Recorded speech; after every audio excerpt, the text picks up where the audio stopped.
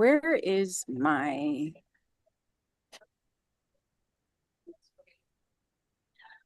Okay.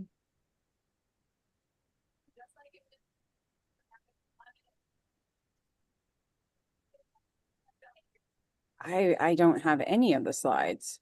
We're just gonna have no slide day. I like that. That sounds like something we should have for every group. We're live. We're live. Yes. Okay. And Let the attendees in. All right.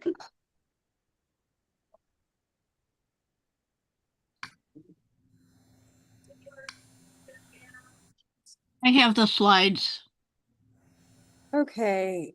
Cecilia. Hello, everybody. Hi, everyone. Sorry, guys. I'm trying to get caught up and I'm not doing a great job of welcoming everyone. Hello.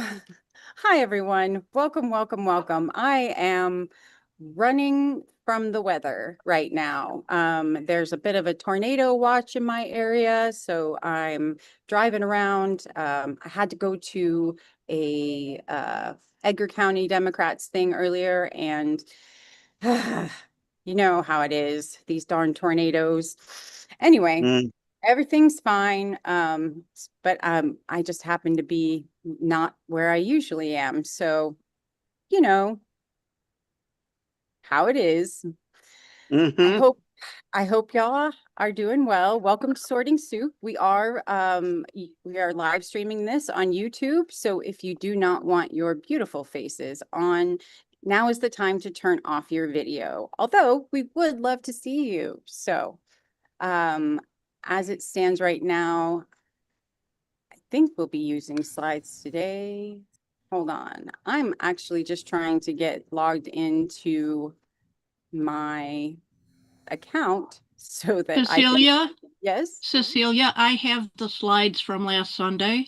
Okay, that's fine. I'm just trying to get logged into my account so I can show the video. I also have the video up if you can't. There you go. Never mind, guys. I'm being covered by on all sides. That's how this goes. And just the reason why I didn't know that I was going to be covered at all sides is because I flew into this mess at literally at 3:59.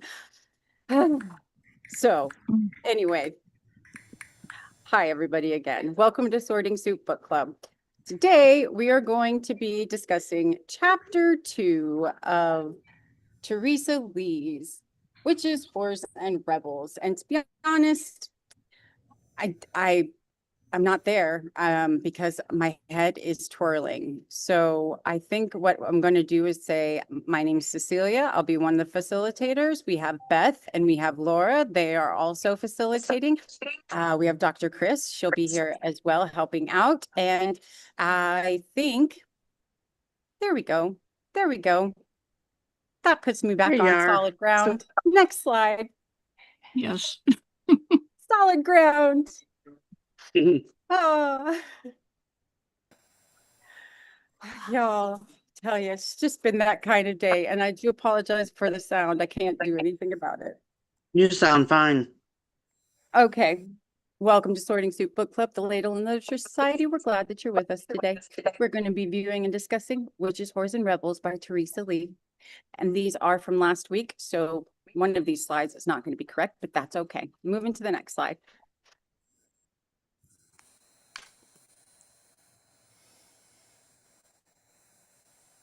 Our crew, our kitchen crew, me and Rebecca H., whose birthday was yesterday. I do wish she could be here, but it's okay. Dr. Melissa, who still hasn't gotten to me a headshot, but one day, maybe.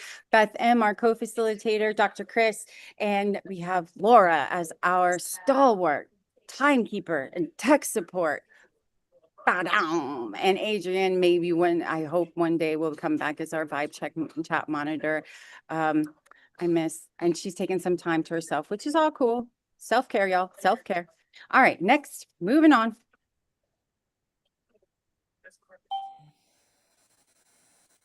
Beth, can you run over our logistics, please? Yes. So our group norms are raise your digital hand to contribute to the discussion. Keep it civil and constructive. If you perceive a problem, propose a solution. No spamming in the chat. Take breaks or step away if you need to revamp. Big hugs. Okay, this is a group space for collective viewing and analysis, emotional and analytical processing of difficult material, turning awareness into ethical and lawful action, harm mitigation plans, support for affected groups, and to respond with clarity instead of panic. Back to Cecilia. Thank you. Next slide. Okay, so this is the one that's not quite up to snuff. We are on chapter 2 instead of chapter 1, and I'm not so sure we'll be able to get to the self-care's radical resistance because I wasn't able to update that either. I have had a weekend, y'all. I have been ill all week. I have even missed coffee and conversation. It's been that bad. So we're just catching up as we're just going along as we go along. All right, next slide. Oh, the Bardo. Okay. Before we move on, I will say we need to give grace and take a moment because it's important to remember that we need to be grounded. Take a breath. So make sure you're comfortable. And if you would, we're going to just take a deep breath in for 4. 1, 2, 3, 4. Hold it for 2. And then out for 2, 3, 4, 5, 6. And what this time is the in-between. The Bardo is that space between where we just were and where we're going. So you continue to breathe in for 1, 2, 3, 4. Hold for 2. Out for 1, 2, 3, 4, 5, 6. Think about everything that you have been holding in or thinking about or mulling over or dealing with. You don't have to do that right now. None of that is expected of you. You can take it, put it on the shelf. Right now, we are here to learn, to listen, and to grow. Deep breath in, hold, deep breath out.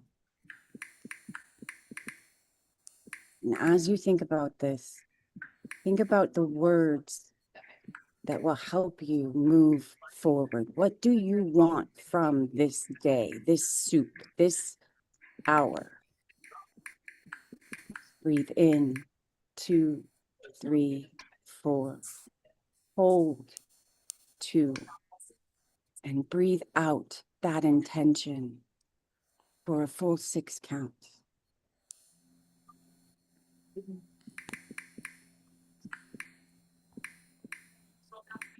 As we focus our minds on learning about the true history, what happened, let's also learn how we can take that into the future.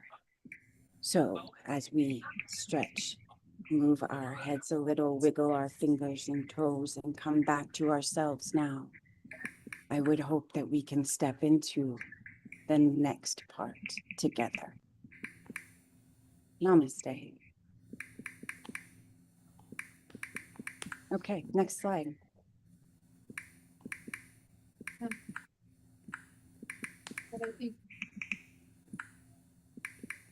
These are from last week, but they actually still kind of flow with this week as well. Things that we'll be thinking about as we watch the video. What systems of power have shaped your understanding of the world? Where do you see resistance in your own life? How have you benefited from or been harmed by patriarchy, white supremacy, or capitalism? And what are you ready to unlearn? What are you ready to reclaim? All right, we might need to switch to the video now. Are you or am I? You Okay. are, because right. I'm just so appreciative of all of you guys. All right. Can you see it? No.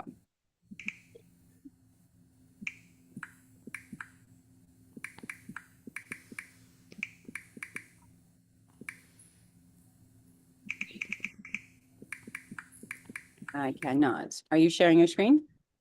I hit. Okay, here we go. There we go. All righty. Here we go. It's just black. Hunting of women. Community criminal. Double click. Commons were also the sites of popular festivals. Oh, there we go. There we go. There is a dark line across the top, but it should be okay as long as. When they were fenced off, the Uh-oh, I can't hear her. Can y'all hear her?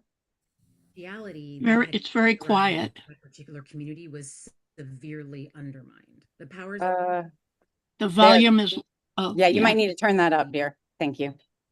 full defiant It's up all the way. communal life and said, absolutely not. Oh, Public squares and I still can barely hear it. yeah, I can't hear it either. You might need to turn up your Zoom volume. All right.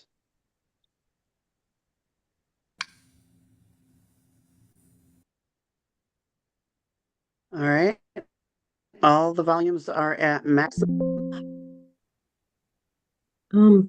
Beth, is there any way you can make it full screen or not see the left-hand side? Hierarchy for the Oh day dear. and claimed any bit of joy for themselves were outlawed as Okay, let me see if I can find mine.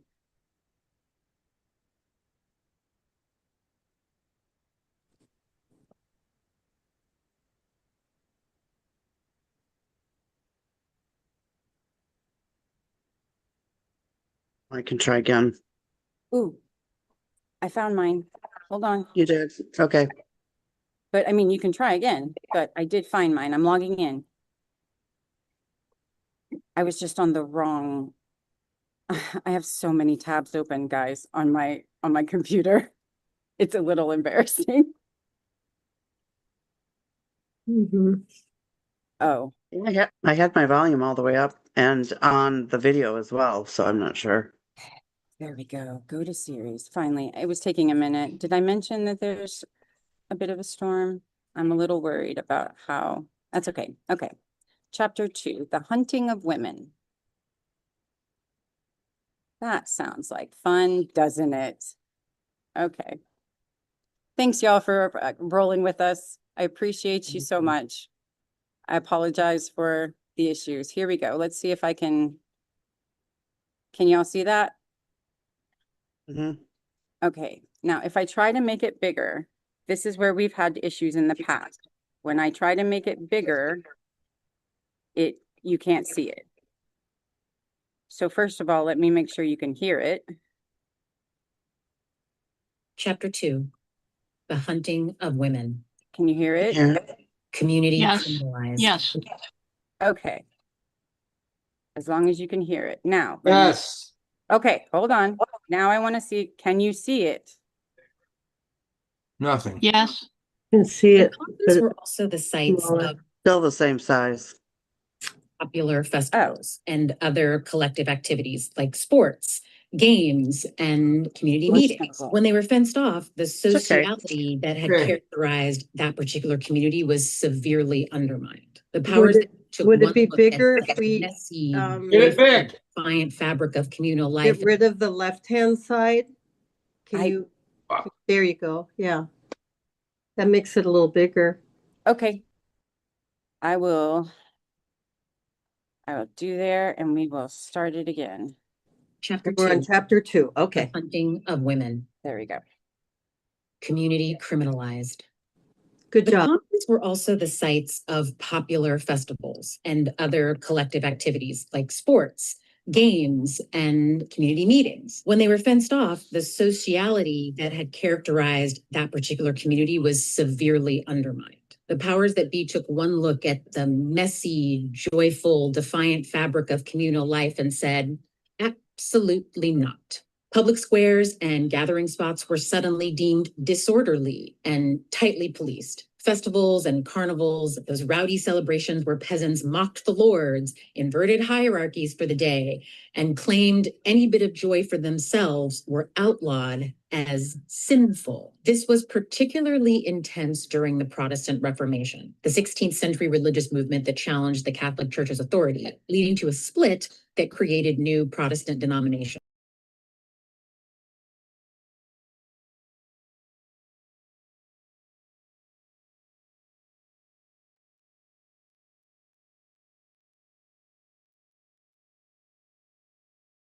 Cecilia, the volume went away.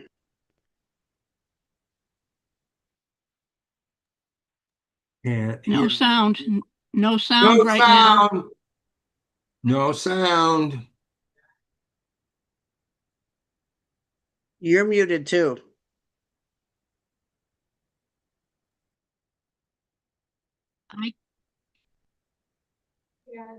I figured it out. I was trying to mute myself because I didn't want y'all to hear the background noise, but when I do that, you can't hear the thing. I'm so sorry, guys. Okay. I'll back up a little bit. Being poor, especially when women did it. Women gathering anywhere without men, that was practically an engraved invitation for a witch trial. We'll get to that in a bit. Vagrancy laws punished anyone who dared to leave their parish in search of work or food. What had once been common survival strategies, wandering, begging, seasonal migration, were recast as crimes. People were whipped, jailed, or forced into labor for the crime of being poor. Alehouses and inns, which were the social hubs of peasant life, were regulated practically to death. Curfews were imposed, licenses were revoked, all because authorities feared that these spaces were hotbeds of gossip and rebellion.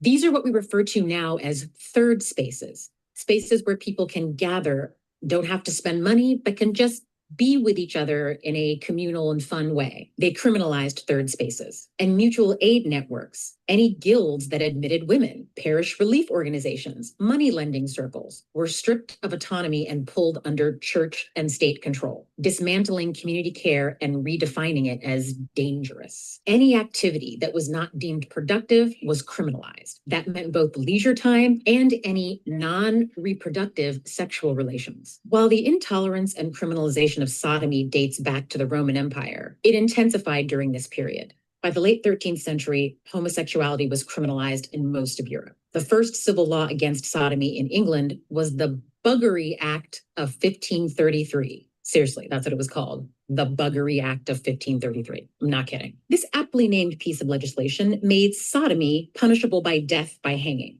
Around that time, the term buggery wasn't specifically about homosexuality. It was used to describe any sex act that would not result in procreation. The end game was simple: kill off collective life and replace it with something easier to control. Isolated households, disciplined wage workers, and obedient parishioners. It targeted the very thing that made people dangerous: their capacity to gather, to care for one another, and to resist together. So picture this: you live in a European village, and your village is supposed to be preparing for the Midsummer Festival, the kind of day where everyone just gets wasted and sings bawdy songs, and you tell jokes about your local lord. Oh, wasn't he funny in his silk stockings or whatever? I don't know what comedy was back then. Except this year, your new church parish authority has declared these kinds of celebrations sinful. The magistrate has outlawed it, and you have soldiers standing by to make sure no one dares go to that location where that festival is usually held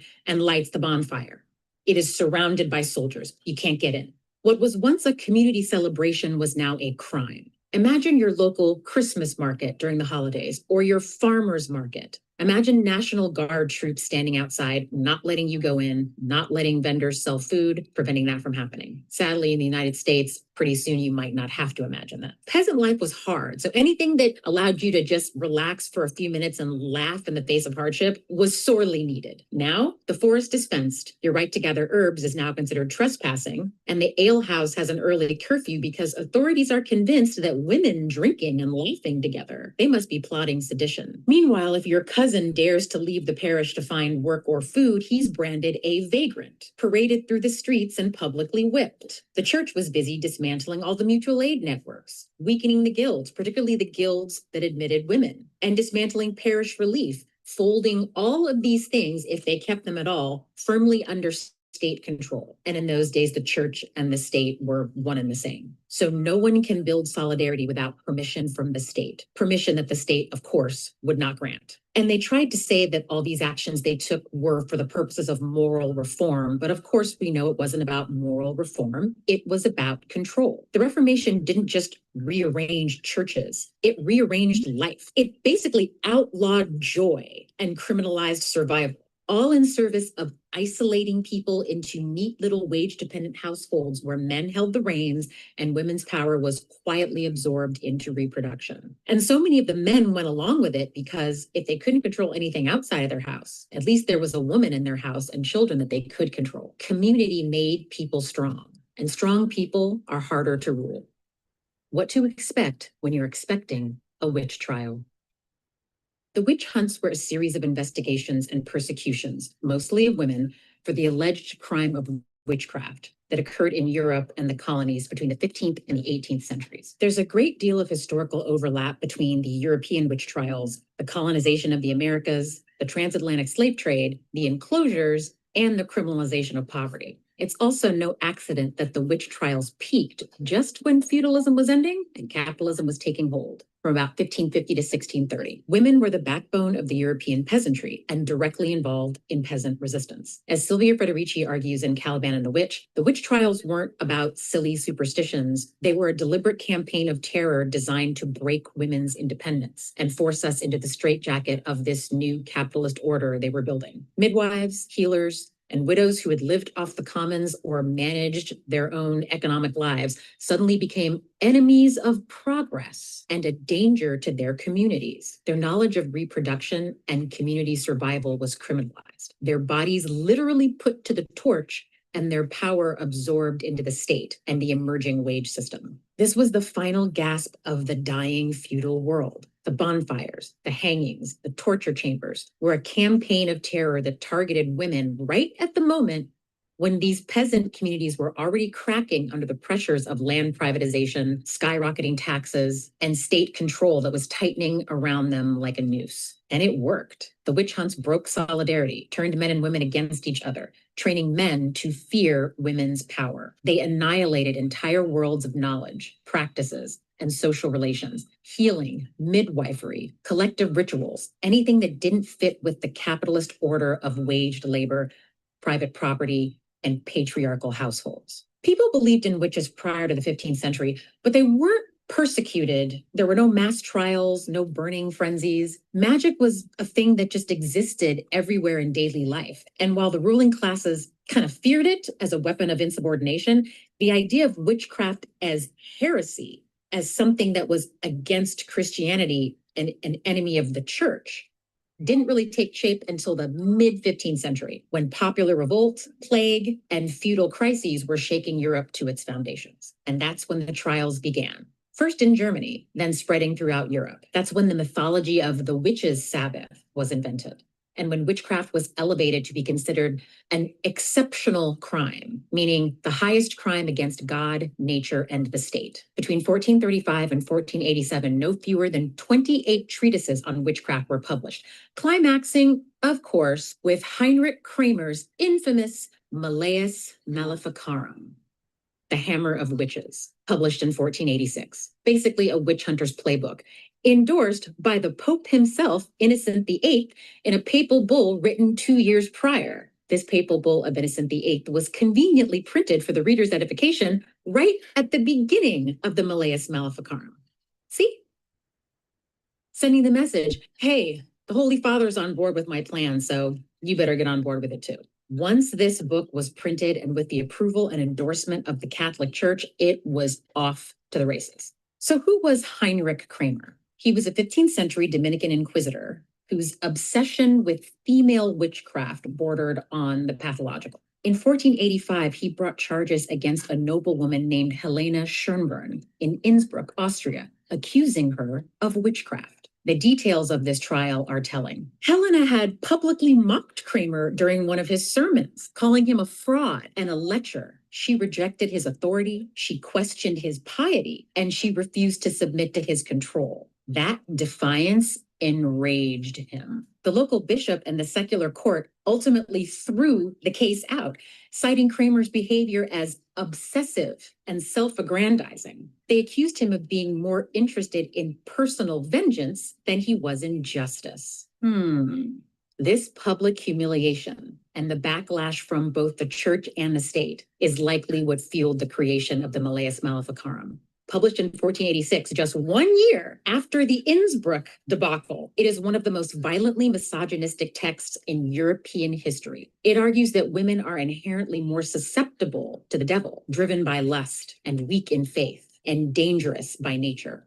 So a powerful woman publicly shames him, and he never got over it, which makes sense because this book reads like an incel revenge manifesto. Part 1, question 6, concerning witches who copulate with devils, is basically the thesis statement for centuries of witch hunting violence. And in my opinion, a thesis statement for misogyny in general, at least here in the West. According to Kramer, women are more susceptible to witchcraft because they're seen as weaker, more emotional, and more easily tempted than men. Women are weaker in both body and mind, so the devil finds them easier to manipulate. They're naturally more curious, which supposedly leads them to seek out forbidden knowledge. What, like knowledge of their own bodies? They're ruled by their passions, especially lust, and therefore more likely to make pacts with the devil in exchange for carnal pleasure. Is it just me, or does this just seem like projection to you? You know how when you talk to men on the internet, these manosphere red pill men, everything they accuse women of is what they themselves are guilty of? It's all projection. It's always been projection. Continuing on. They gossip. They lie. Women hold grudges, all behaviors that the text associates directly with witchcraft. They're spiritually weaker, meaning they lack the willpower to resist temptation. And finally, they cite the story of Eve, the ultimate scapegoat, as proof that women are more likely to be the gateway for sin.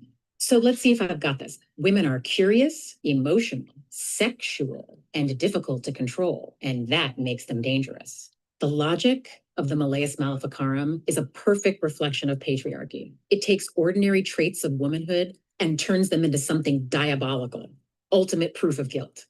And just to underscore how influential this book was, the Malleus Maleficarum wasn't fringe. It became the handbook for the inquisitors and for the judges in witch trials all over Europe. Entire generations of women were tortured and executed because men like Kramer couldn't handle a woman's curiosity or her refusal of his authority. Heinrich Kramer and the Red Pill Bros would have gotten along just fine. Strip away the Latin and the demonology, and what Malleus Maleficarum really says is that women are dangerous because they're emotional, manipulative, and too free for their own good.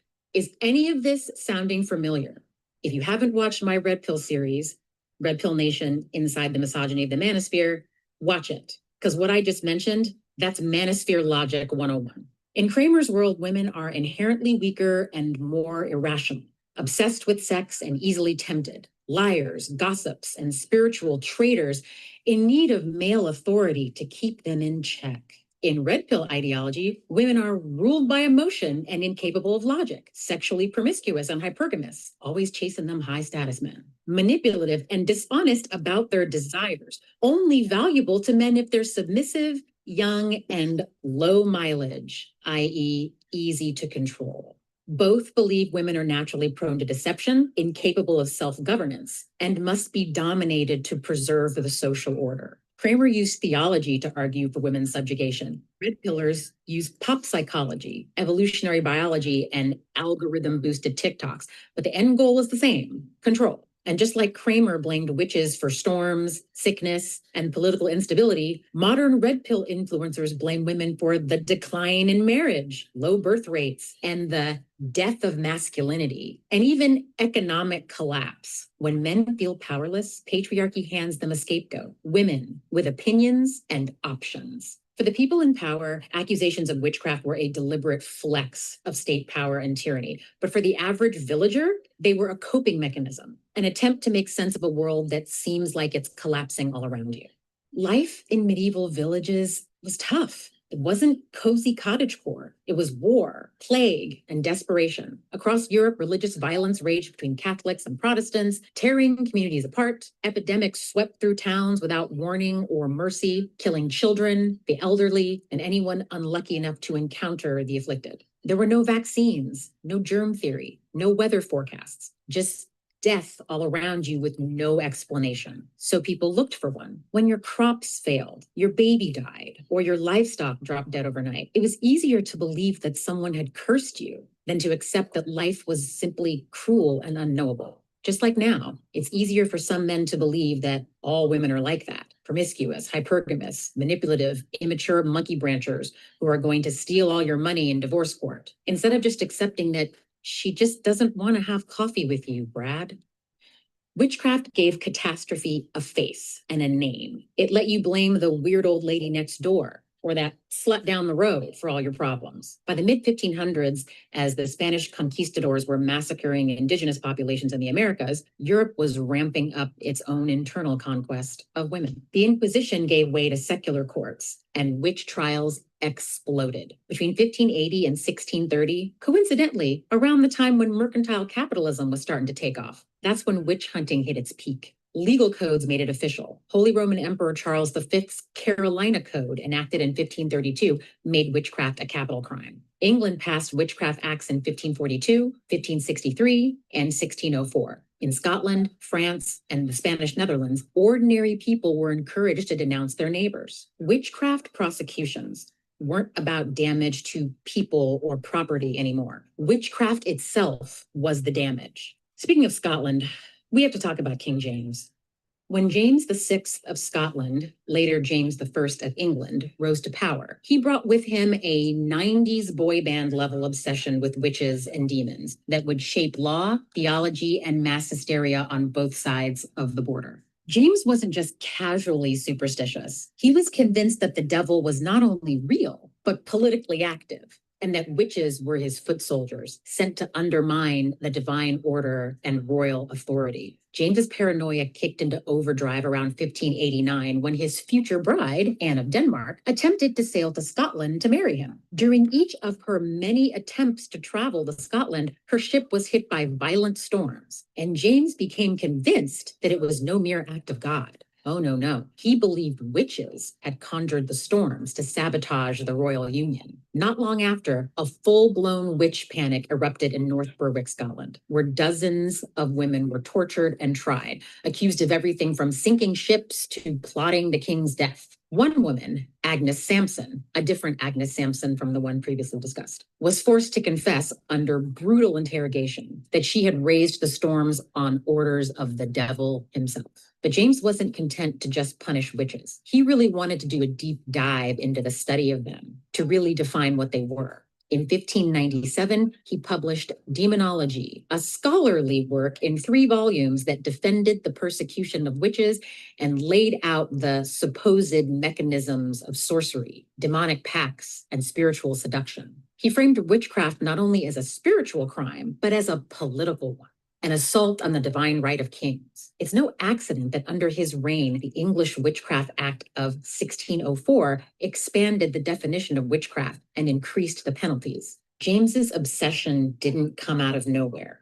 He had been steeped in a theological worldview that saw women's bodies as unstable, unruly, and spiritually vulnerable. Add to this his paranoia and the political instability of the time, conflicts on the border between Scotland and England, religious wars, dynastic tensions, and you get a king who saw demons behind every misfortune and witches behind every strong woman. King James's obsession with witchcraft was part of a broader political project to consolidate power through fear, divine authority, and control over knowledge itself. So when he commissioned what would become the most famous Bible in the English-speaking world, the King James Bible, published in 1611, it was his way of asserting control over the language of God. James wanted a version of the Bible that reinforced hierarchy of the church, of the monarchy, and of men over women. And that vision is baked right into that text. The translators leaned heavily into patriarchal language. Wives, submit to your husbands. Suffer not a woman to teach. And all those familiar verses that have been weaponized for centuries to keep women in line. And remember, this was the same man who believed that women were more susceptible to demonic influence, who personally interrogated torture victims to get confessions of weather magic on his fiance's ship, and who published Demonology just a few years before the Witchcraft Act of 1604 expanded the executions of witches. So while the King James Bible is often framed as a neutral religious document, it was born out of a very specific political moment, one where witch hunts, biblical literalism, and royal absolutism were deeply intertwined. What makes King James even more fascinating and more hypocritical is that while he was busy writing witch hunting manuals and commissioning the most patriarchal biblical translation in history, he was also very publicly engaged in sexual relationships with men. I guess he wasn't that concerned about the Buggery Act of 1533, right? James had multiple male favorites over the course of his reign, most famously George Villiers, Duke of Buckingham. And he was not discreet about it. Court gossip, private letters, even foreign ambassadors all noted how openly affectionate James was with his male lovers. So what do we make of a man who was an openly queer, religious authoritarian obsessed with witches and demons? It's tempting to call it a contradiction, but it's actually a perfect example of how patriarchal power doesn't require personal consistency. It only requires control. In fact, most religious zealots throughout history were shockingly hypocritical when it came to their personal lives and habits, as they remain today. I mean, seriously, how many times have we heard about a minister caught smoking weed in a hotel room with his boyfriend? James may have defied heterosexual norms in his private life, but he doubled down on gender conformity and moral surveillance in public. His reign institutionalized a rigid social order. Witches punished, women subordinated, the monarchy sanctified, and the Bible rewritten to reflect it all. In a twisted sense, James's witch hunts and his Bible project may have been a way to shore up his authority, to prove his righteousness in the eyes of a suspicious, hyper-masculine elite. If people questioned his masculinity, his piety, or his politics, well, he gave them executions and scripture and a monarchy anointed by God. The witch hunts were Europe's first big media campaign. With the advent of the printing press in Germany in 1440, witch hunting pamphlets flew off the shelves, spreading lurid tales of witches and their supposed crimes. Trials were sensationalized like tabloid headlines. Every grotesque detail of torture and execution was printed to incite fear. One of the printing press's first jobs wasn't spreading knowledge, advancing science. Nope. It was marketing mass psychosis about women's independence. This wasn't just a tragic footnote in European history. It was the opening act of what Federici called the patriarchy of the wage. By stripping women of communal rights, destroying their independent economic roles, and terrorizing them with threats or torture and death via the witch trials, and redefining them as dependents locked into households, capitalism created the perfect conditions for a wage-based system. Men would go out and sell their labor for wages, while women's unwaged labor in the home was naturalized as a duty rather than recognized as work.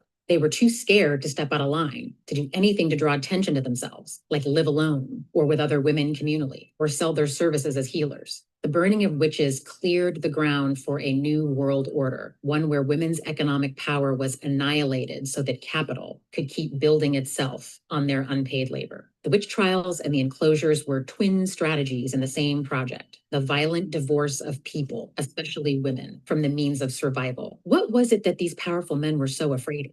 Given the moment in history the witch hunts occurred, the gender and class of those persecuted, and the results, it's obvious that the witch hunts were an attack on women's resistance, their control over reproduction, and their ability to heal people. Historically, witchcraft wasn't thought to be directly related to women's reproduction until Pope Innocent VIII's 1484 papal bull, the one printed in Kramer's Incel Manifesto. From then on, the association between contraception, abortion, and witchcraft was solidified. Here's an excerpt. By their incantations, spells, and conjurations, and other accursed charms and crafts have slain infants in their mother's womb. They hinder men from performing their sexual act and women from conceiving. This is why reproductive crimes were very often the focus of the trials, which reinforces the connection between the attack on witches and the development of the modern capitalist economy. Reproduction and concerns about population size were relatively new concerns of the state. Given the context and the timing of the witch trials, it's evident that one of the main goals was to criminalize birth control, to place women's bodies completely in the service of population increase. The 16th century saw the beginning of demographic recording and census taking by the state, and demography itself became a formal science during that time. That wasn't really a thing before. The strategic importance of population control cannot be overstated. Why else would the Malleus Maleficarum dedicate an entire chapter to midwives, the keepers of reproductive knowledge? At the same time, women were being systematically pushed out of the field of obstetrics, a field that was dominated almost entirely by female midwives, and replaced them with male university-trained physicians. And since women were prohibited from receiving a medical education, they were barred from the practice. By the beginning of the 18th century, obstetrics was almost entirely state-controlled. Women's exclusion from midwifery allowed the church and the state, which again, were the same thing for most of that time, to rip the control over reproduction out of women's hands and place it into the hands of men in the service of the state. Witch hunting was instrumental to the construction of the new patriarchal order, where women's bodies, women's labor, sexual and reproductive powers were placed under state control and surveillance and transformed into economic resources. The witch hunters were less interested in the punishment of any specific transgressions than they were in the elimination of generalized forms of female behavior, which had to be made abominable in the eyes of the public. In addition to being a midwife, or any woman who attempted to control if and when she bore children, or a woman who lived a subsistence life begging for charity to survive, the witch was also a 304.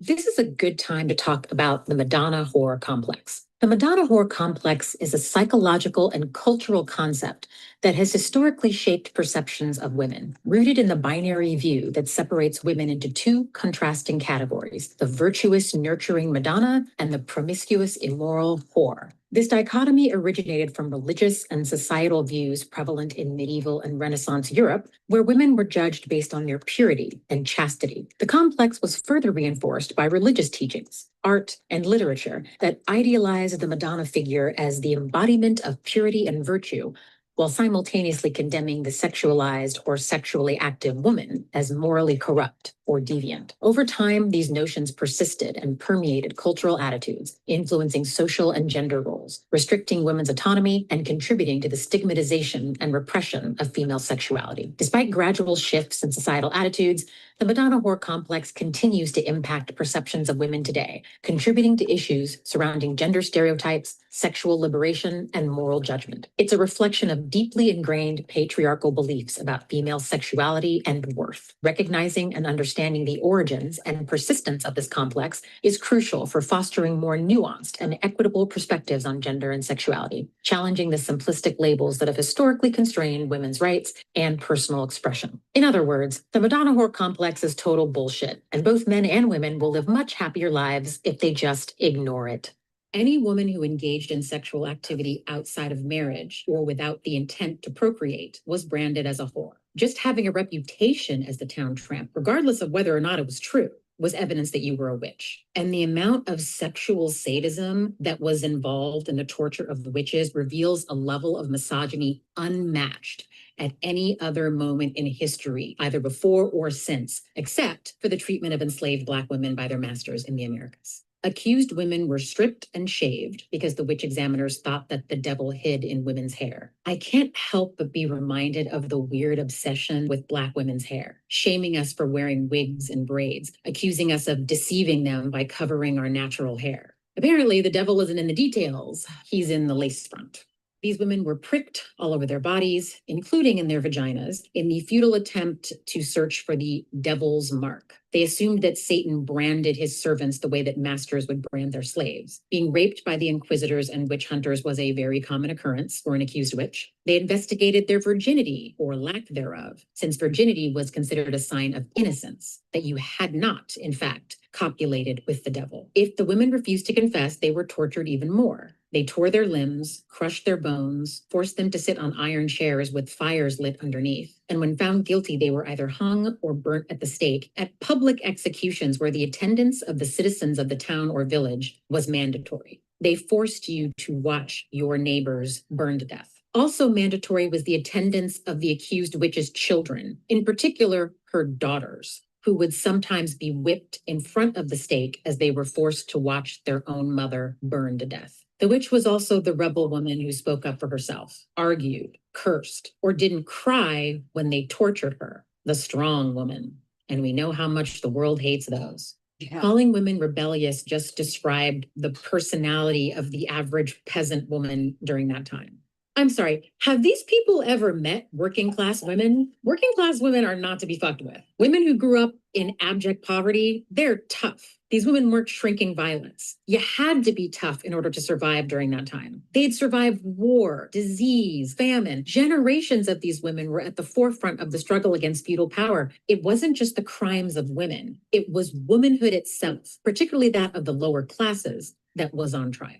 Importantly, the part that we rarely talk about is that the majority of women tried and executed for witchcraft had one notable thing in common. They were women who lived alone by choice. The Würzburg witch trials of 1625 to 1631 were one of the biggest mass trials and mass executions in Europe, and one of the largest witch trials in history. There were 3 other significant witch trials in Germany: the trials at Trier, at Fulda, and the Bamberg witch trials. It's estimated that over half of the women executed for witchcraft in Europe were killed in the German witch trials. Now, you may be asking, why Germany? Why were they so insistent on executing women in Germany versus, I don't know, Ireland?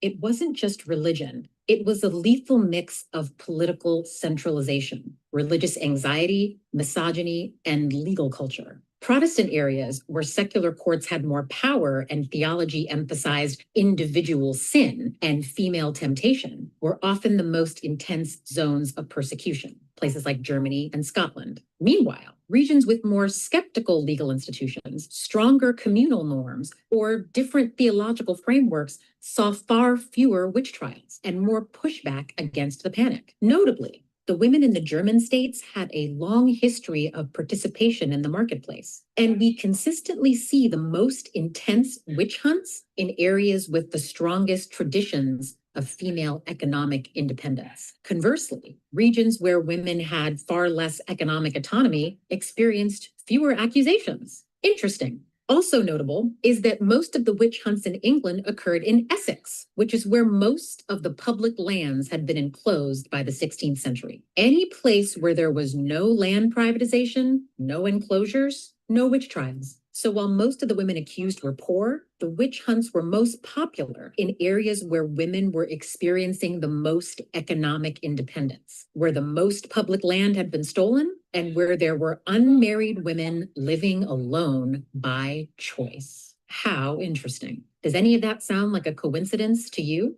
There is also a correlation between property disputes and neighborhood spats and witchcraft accusations. If a woman was having a dispute with a neighbor and cursed them, anything from saying the actual words, "I curse you," or just calling them an asshole and walking away, and afterwards the neighbor's chickens died, or their crops failed, or someone in their household got sick, that was evidence of demonic influence. As previously mentioned, witchcraft was a crimen exceptum, an exceptional crime, meaning a crime to be investigated by special means, including torture, and was punishable even when the person's actions caused no actual harm. All of this points to the fact that the target of the witch hunts was not those committing socially recognized crimes. They were people engaged in previously accepted practices. Women engaged in economic activity, living alone, and controlling their own reproduction, and groups of individuals like heretics that the state felt had to be eradicated from the community through violence. The vagueness of the charges, the fact that they were impossible to prove or disprove, meant that it could be used to punish any form of protest and to generate suspicion for very ordinary acts of daily life. If you cannot define the crime or defend yourself of the charge, it means that literally anyone can be charged, tried, and executed for it. The witch hunt was a full-blown war on women, a coordinated campaign to drag women down, demonize them, and rip away any social power that they had painstakingly built. Those torture chambers and blazing stakes enforced the new bourgeois blueprint of proper womanhood, docile, domestic, and firmly under male control. Even the way they conceptualized the evil of women stripped us of agency. They didn't think it was possible that we could be competent enough to misbehave on our own. The power relation between women and the devil was that of a master and a servant. Up until the 16th and 17th century witch trials, the image of the devil was an evil being, but one that had very little power, a largely unsuccessful evildoer, a cut-rate villain whose plans were always foiled in the end.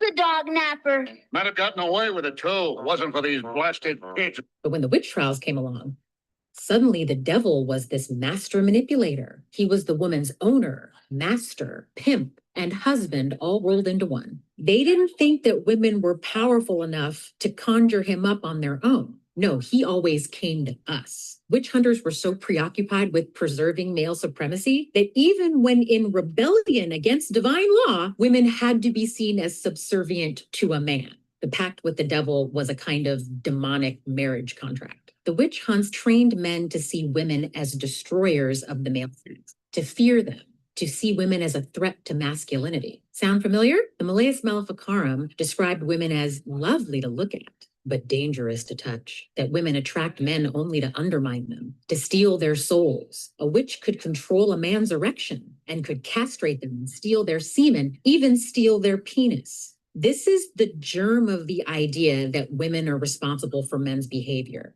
that we're the ones that lead them down the primrose path to lust and fornication. Girls, you can't wear that tank top to school. It'll distract the boys in class. The witch hunt also supercharged broader social crackdowns that were already tightening the screws on women across Europe. As women were being burned alive, new laws were being created to police every corner of their lives. In England and Scotland, for example, adultery became a capital crime, punishable by being burned at the stake, just like high treason. Prostitution, which had always been tolerated, was suddenly outlawed. It became a crime to give birth out of wedlock. They tracked who was pregnant, who gave birth, and they enlisted what midwives they had left as snitches for the state, heavily policing women to make sure that when their babies were born, they wouldn't do anything to them. Since Roe was overturned, there have been 3 cases that we know about. There's probably been more. There have been 3 cases of a mother and teenage daughter being arrested, where the mother was trying to help the teenager get abortion care. That's who these laws are targeting. As is often the case when someone is turned in for a pregnancy outcome, this teenager was ratted out by a friend who went to the cops and said that this thing had happened. You can't arrest her for abortion. That obviously really pissed them off. If you read the statement from the police, you can tell in their tone that it irritates them that they were not able to charge her with an abortion.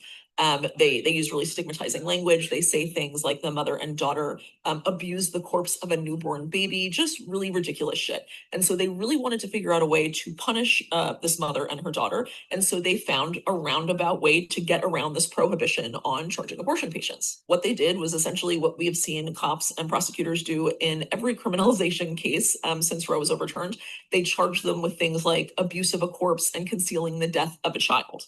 And the reason they do that is so that they can punish women and girls while claiming we're not charging them over abortion. What do you mean? Even female friendships were suddenly suspect, condemned from the pulpits as dangerous conspiracies that threatened the sacred bond between husband and wife. Sisterhood was considered subversive. You know how red pill men are suspicious of women who have too many female friends, women who like to go on girls' trips or go out to the club with their girlfriends? The witch trials are the origins of this belief that women can't be trusted alone or in groups of other women without the supervision of men. Like I said in my Red Pill series, Red Pill Nation, Inside the Misogyny of the Manosphere, these beliefs already permeated the culture, which is why it was so easy for the manosphere to spread them. During this time, we saw more weaponized language. The word gossip, which in the Middle Ages simply meant friend, became a slur. On the ideological front, demonologists and moralists worked hand in hand. The degraded image of women crafted in witchcraft manuals lined up perfectly with the emerging scientific debates of the era about the nature of the sexes. Together, they churned out a caricature of womanhood, weak in body and mind and biologically predisposed to sin and evil. It was a ready-made rationale for male dominance and the new patriarchal order, a system that depended on convincing the world that women weren't just lesser, but dangerous, and that men needed to control them. Witch hunting was state-sponsored terror. It terrified women into submission. It broke the back of peasant resistance and rewrote the rules of survival. If you wanted to live, you had to work for a wage, marry a man, obey the state, and stay far, far away from communal power. The witch hunts were about social control in the service of resource accumulation. From the 15th through the 17th century, Europe waged war on women who dared to live without men. Widows, property owners, peasants, merchants, women living alone were disproportionately accused of consorting with the devil. Court records literally deemed women's independence as evidence of demonic influence, and any property these women held at the time seized by the state. An analysis of confiscated property records shows that some accused witches had substantial assets that were seized by authorities upon their arrest. The Würzburg Prince Bishop Julius Eckta reportedly funded his entire cathedral renovation project with the wealth he confiscated from executed witches. The Malleus Maleficarum spelled it out. Women who lived contentedly without men were unnatural. Translation: independence from men was in itself the crime. The witch hunts effectively destroyed centuries of progress in female economic independence, but it also destroyed communities themselves. When you burned women as witches, you weren't just killing individuals. You were ripping the social fabric apart. Women were the healers, the midwives, the brewers, and the caregivers that kept these villages alive. Take them away, and whole communities collapsed. The witch hunts destroyed the backbone of collective life by targeting the very women that held it together. They didn't need to execute every independent woman. They needed to execute just enough to send a message. Take the trial of Agnes Waterhouse in 1566 in England. The prosecution's evidence was she lived alone after her husband's death. She turned down perfectly suitable offers to remarry. She managed her own household without a man. She was clever with numbers. And worst of all, her neighbors testified that she seemed happy without a husband. Let's pause here for a second.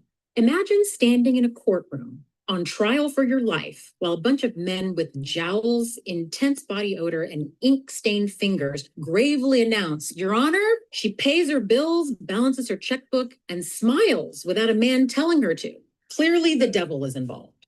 What they called sorcery was just competence, self-sufficiency, and the radical act of being happy. Again, think about the manosphere. Have fun dying alone with your cats. The idea of women being happy without men is still very subversive. It's inconceivable to many men. They don't believe us when we say that we're happy being single, buying property without a man, or going on vacation alone or with girlfriends. It reminds me of that Chris Williamson clip, the one where he's discussing the article about the successful single female executive who goes on annual vacation with her friends. Ashley figures she's taken 10 trips in the last 12 months and often friends with a large group of about 25 people who are largely unmarried and don't have children. Those trips at 43 sound like they suck. I do not want to go on that trip. It's not entirely obvious to me that this is in women's best interest. This kind of hedonistic life of going on lots of trips, having very atomized type of sex, singlehood will be on the rise. The pushback or the swing back against past disadvantages that women have had is not making women's lives any better. This psyop that they played on men and women in the West was so successful that in 2025, over 450 years later, men still believe this crap.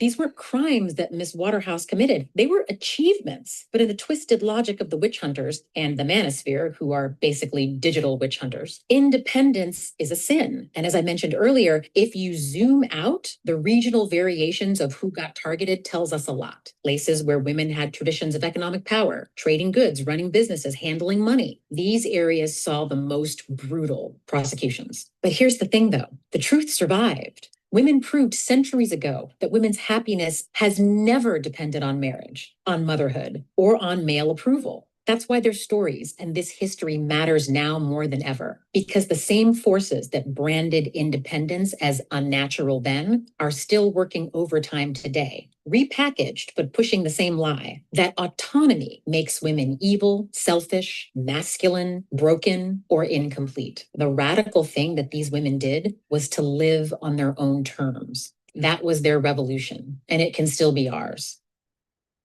Where were the men?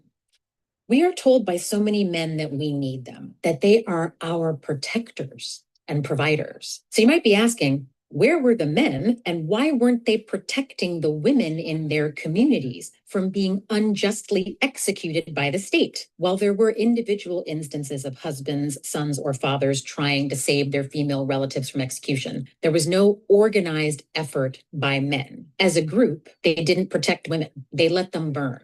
There's only one documented instance of an entire community or organization of men coming to the aid of women accused of witchcraft. The fishermen of Basque. Okay, this isn't what they actually looked like, but in my head, they all look like Jason Momoa. In the Basque region, which is in the Western Pyrenees, straddling the border between France and Spain, on the coast of the Bay of Biscay, the French Inquisitor Pierre Lancret was conducting mass trials that led to the burning of hundreds of women. The fishermen were away because it was cod season at the time in 1609. But when they heard rumors, just rumors, of their wives, their mothers, and their daughters being tortured, stripped naked, stabbed, and executed, cod season ended early that year. These dudes said, fuck the fish, we gotta go rescue our women. They came back to town armed with clubs, and they freed a convoy of witches that were being marched to the stake to be burned. That one act of resistance was all it took to stop witch trials in the Basque region. No other group or organization of men defended women accused of witchcraft. In fact, many men made their living as witch finders, professional snitches, basically. They traveled around threatening to expose women unless they paid them a fee. For others, the trials freed men from wives and mistresses that they wanted to unload, or silenced women who had accused them of sexual assault. This very deliberate campaign to pit men and women against each other destroyed the class solidarity that those people had. Marvin Harris, in his book, Cows, Pigs, and Witches, said, "The witch hunt scattered and fragmented all the latent energies of protest. It made everyone feel impotent and dependent upon the dominant social groups. By this, it has prevented the poor, more than any other social group, from confronting ecclesiastical authority and the secular order, and making claims within the redistribution of wealth and the leveling of social status." Turns out it was misogyny that destroyed class solidarity in Europe. They could have stopped it. Men could have stopped this, just like they could have stopped Diddy, Jeffrey Epstein, Donald Trump. It was women who were out in front during the peasant uprisings, women organizing for better housing, better wages, protesting the enclosures. These were actions that benefited the entire community, not just women. But when women needed men's help, nothing. Enclosures of common land, the dissolution of serfdom, and the commodification of labor transformed Europe. What replaced feudalism was not freedom in a modern sense, but a new order in which peasants became proletarians, women completely lost economic autonomy and reproductive control, and colonial expansion opened vast new arenas for exploitation.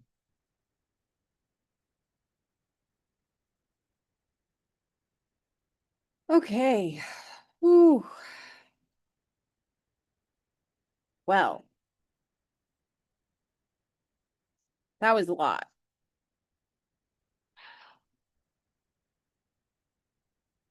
Okay. So I do want to remind everyone that when you purchase this, Yeah, what? oh, Merritt, you're yelling at me, my guy. Oh, I'm sorry. That's okay. I turned my volume up. That's okay. All right. So I want to remind you that when you purchase this, the $9.99, you get the full discography or videography, I mean, but you also get this PDF that comes along with it. And what she offers you is a glossary of terms so that we all know what we're all talking about. And then she offers you a bunch of resources that not only the resources that she used in order to do this, but also other resources that you might be interested in. And then at the very end, she also has this red pill versus the Malleus Maleficarum, which is a check kind of thing, as in they are basically the same things, just a different, century, where you can say women are inherently weaker. They're, both agree. Women are sexually promiscuous, both agree. Women are manipulative and dishonest, both agree. Men need to control women, both agree. Women are emotional and illogical, both agree. Women must be sexually pure, both agree. Women are incapable of self-governance, both agree. So, and again, I do also want to say, we're not trying to put men down. Not all men are bad men. What we're trying to look at is the patriarchy, the structure, the system that has been put into place in order to put down women, specifically women, but also the poor, also just a group of people that are not wealthy and particularly a shade of white. Joan, yes, ma'am. Go ahead. Today, thank you so much for facilitating this, Cecilia. This is really, it's shocking. I guess it's not shocking because we know it's happening, but I guess it's really pathetic because we have not come from where the witches were. It's all starting up again. It's as if today, Velshi, who is on MS, used to be MSN, now it's Now, that group, it's as if he listened to this today before he had his show. I cannot believe it. He had on there from the Heritage Foundation, fellow by the name of Scott Yenor, Yenor, who, honest to goodness, I had to rewind it because it was so unbelievable to me. The way he said that men have got to take their place and be strong and just take over everything and diminish women. Women have no say about anything. I was blown away. The backdrop behind him said the National Conservatism and the Edmund Burke Foundation. But if anyone wants to, it's awful. I mean, if you listen to it, you will be completely blown away that this is what they really want to do. They want to diminish women to where we have no say in anything. So thank you for doing this, but how frustrating and how awful. So anyway, that's just my thought for today. Thank you. And you know what? I agree that we are fighting the same battles. I live alone. Well, I live with my daughter, my 21-year-old daughter, and we live in a small town. Okay. And we've lived there since she was in 3rd grade. And I will tell you that not letting everyone know my business has made, and not dating a lot, being a willing single woman raising my child, has made it so that everyone in the small town I live in, they make up stories. Like, they have to make up stories, because if they don't make up stories about me, if they don't know, like, I guess what I'm doing, and make up these wild, crazy things that I'm living large, y'all. I'm doing some crazy things sometimes. Then, and it's just, when I'm listening to them, it's the same thing that they were doing to the women back then that decided to live alone and that they couldn't control. And it's so shocking to me. Not that I wouldn't want to be with, anyway, never mind. Kathy, you're up next. Yes. I wanted to say this all perfectly correlates with Project 2025 and their goals, and it feeds perfectly into Christian nationalism.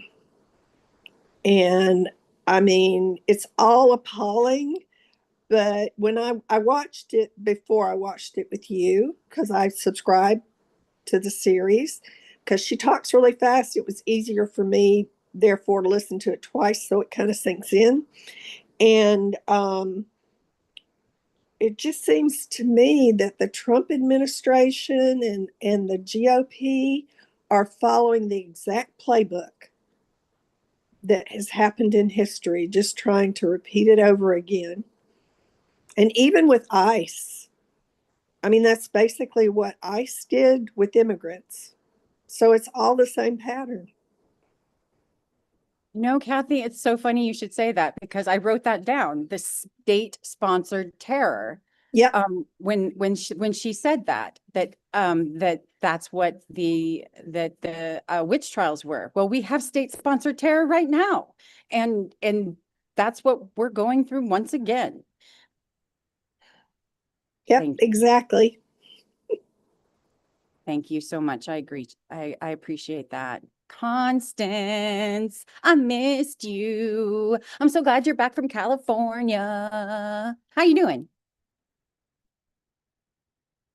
Oh, please unmute. You look Thank you. especially radiant today with all your problems. You look still very radiant. Oh, thank you. Yeah, so It's adrenaline. I just want to say that when Samuel Alito wrote his opinion on the Dobbs case that took away abortion rights for women based on state legislatures, decisions as to their legality, he quoted the following people to justify when a child was ready for term, all of those things that he had no business messing around with, and could have quoted, recent studies, medical studies on that were relevant to women's health and so on. Instead, he quoted the following. Leges Henrice Primi. This text, dating back to the 12th century, is a compilation of laws attributed to King Henry I. Alito referenced it to illustrate early legal views on abortion, noting that it classified the act as a crime under certain conditions. Number 2, Henry de Bracton's De Legibus and something Angliae. Written in the 13th century, Bracton's work is a foundational text in English common law. Alito cited it to discuss the notion of quickening, indicating that abortion after this point was considered murder. Number 3, Sir Edward Coke's Institutes of the Laws, with an E on the end, of England. Published in the 17th century, Coke's writings are essential to English legal theory. Alito used Coke's interpretation of quick child to support the argument that life begins at quickening. And then William Blackstone's Commentaries of Laws, published in the 18th century. So no current medical findings, but rather, the referencing the times of when witchcraft trials were taking place, when it was considered, the usual way of treating women.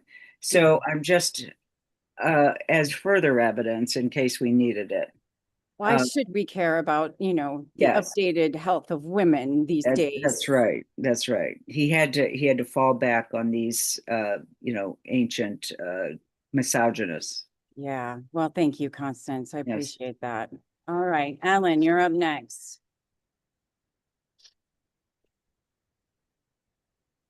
Can you unmute? Thank you. Yeah. Okay. Yeah. Thank you. This was really interesting. I came on after being removed from a meeting that's run by a male who for inexplicably doesn't let me talk or ask a question. And then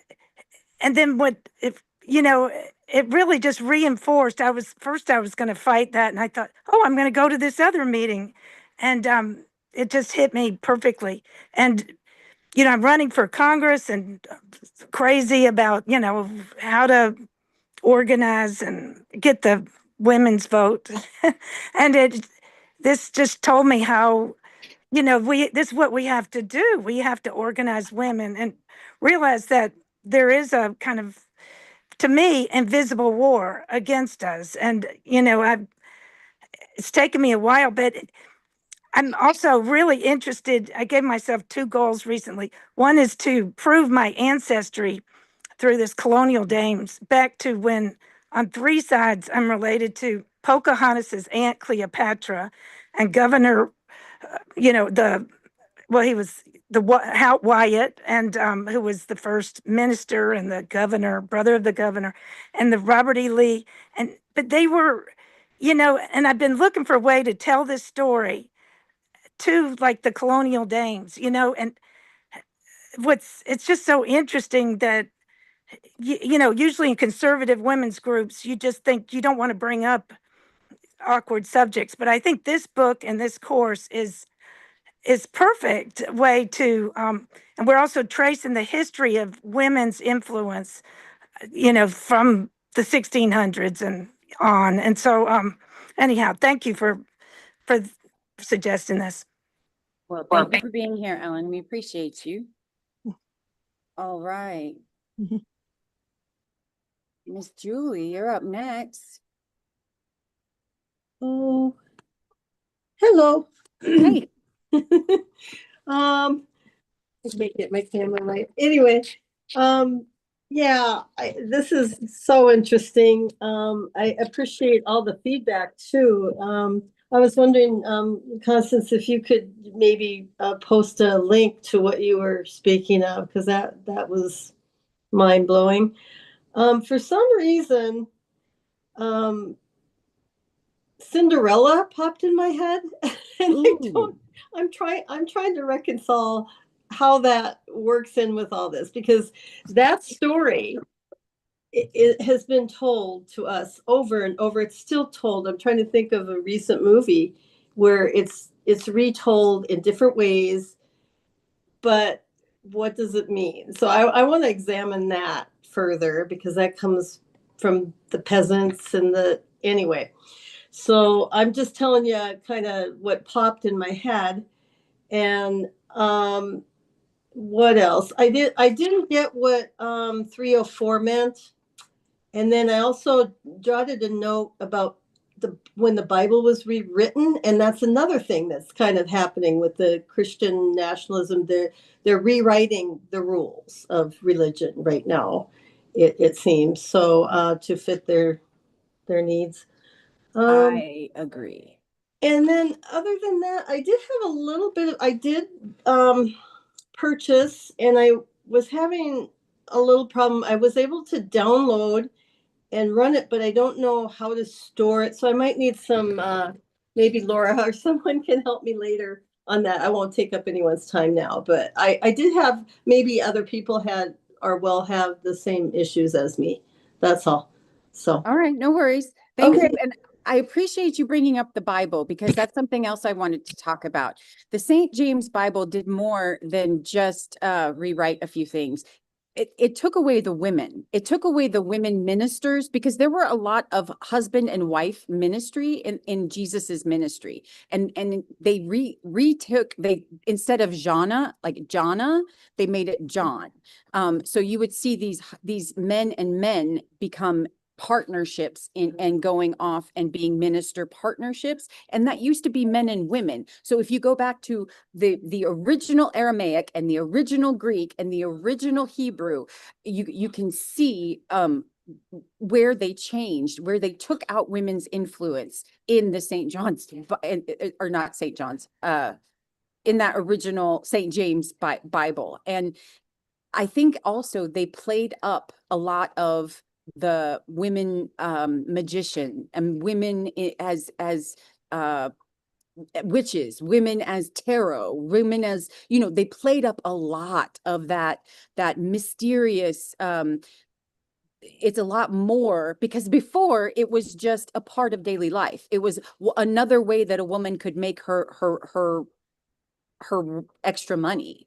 And after that, it was a completely different view on that particular mode of women and whatnot.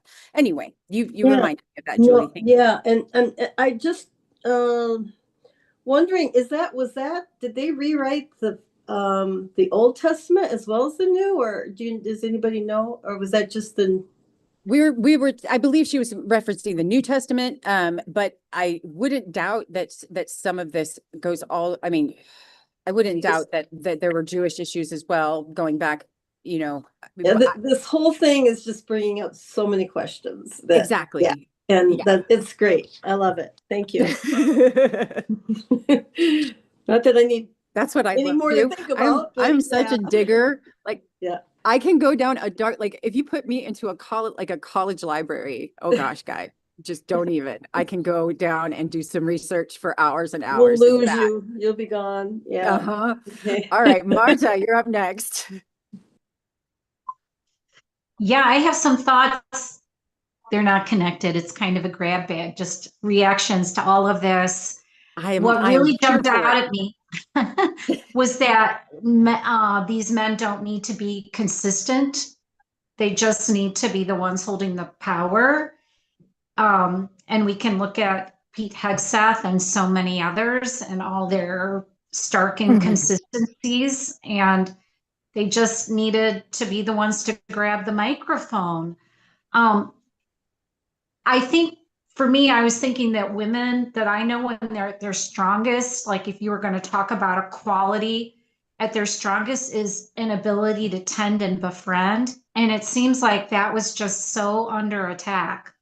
The ability to connect and build strong relationships and work with each other was just really, it's sad. It's sad. Something that my husband brought up was he had read a little snippet about how some people are afraid to do CPR on women. And one of my sons was over and we were chatting and we were like, well, there's no dummies. Think about it. There are no dummies that are female dummies that we practice CPR on. And it's just a fact of anatomy of that's valid. Like you want to be confident when you're doing really hard chest compressions that you're in the right spot. But think of how many blow up dolls exist in the world, but we don't have the equivalent amount of dummies that would just show who we are and perhaps save lives. So there you go. We have a modern day thing right there. Once again, why would we want equal health care, or why would we want to know how to take care validly, equally, equitably of women? I'm sorry, I'm being very facetious and just sarcasm is just dripping from my mouth today. I apologize, guys. All right. Thank you, Marta. Appreciate you. Ellen, you're back up. Yeah. Well, one thought is I'd need to be informed more about women not getting equal health care to men. I saw that as a issue with health care, and I'm sure, y'all have talked about it before, but also more about the Save America Act, how that hurts us. And, but you have to have a passport. Yeah, I mean, it's just crazy. I don't know, how severe a threat that is or what's transposing.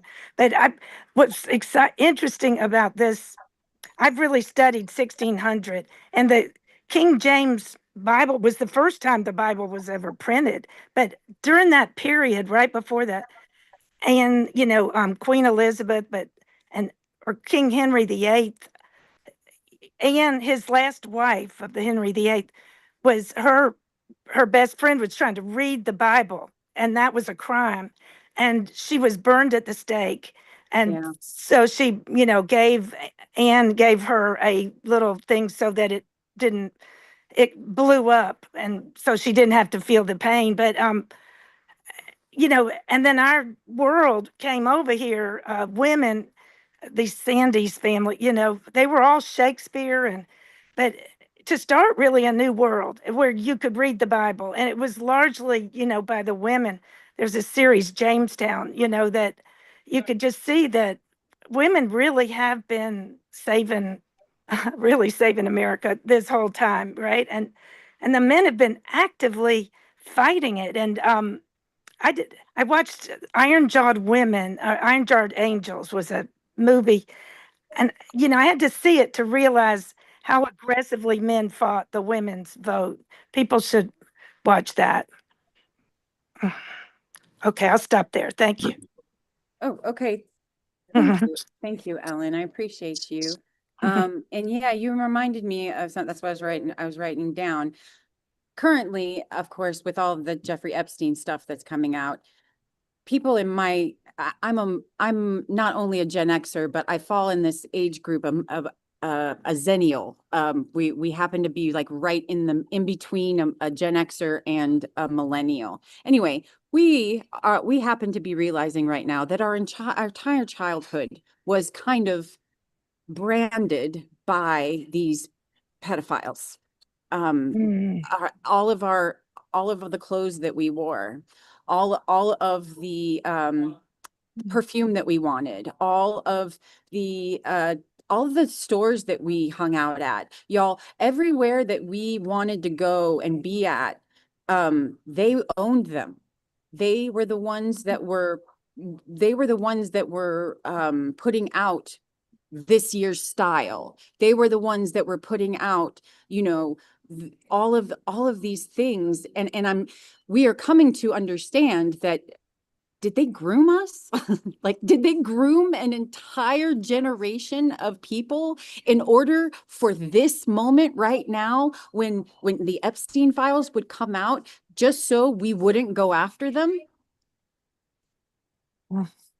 Because that's not going to happen. That's not going to happen, y'all. We're going to go after them.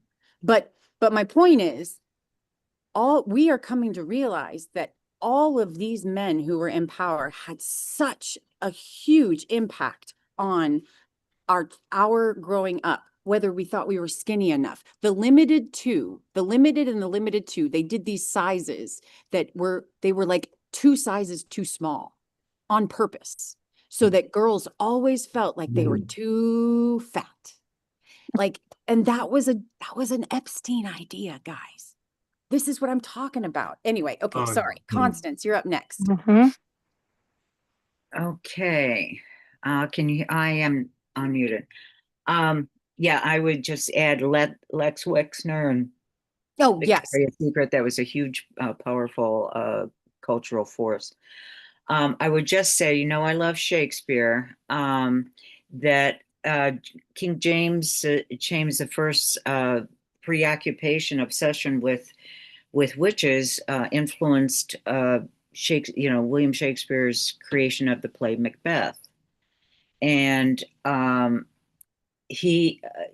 Shakespeare, up till now, when he was writing during Queen Elizabeth's reign, his female characters were just wonderful. He is one of the best playwrights to capture women and portray them as strong and caring and and all these all good things.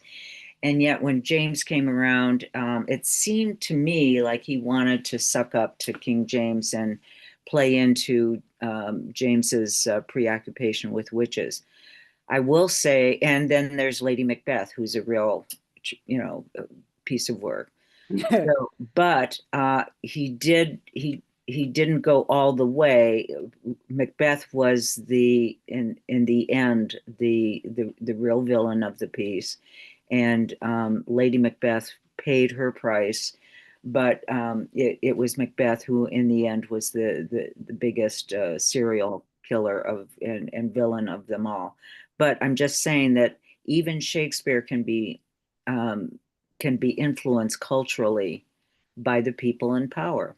And, a male king comes around who has this obsession, and he's going to kind of succumb to it.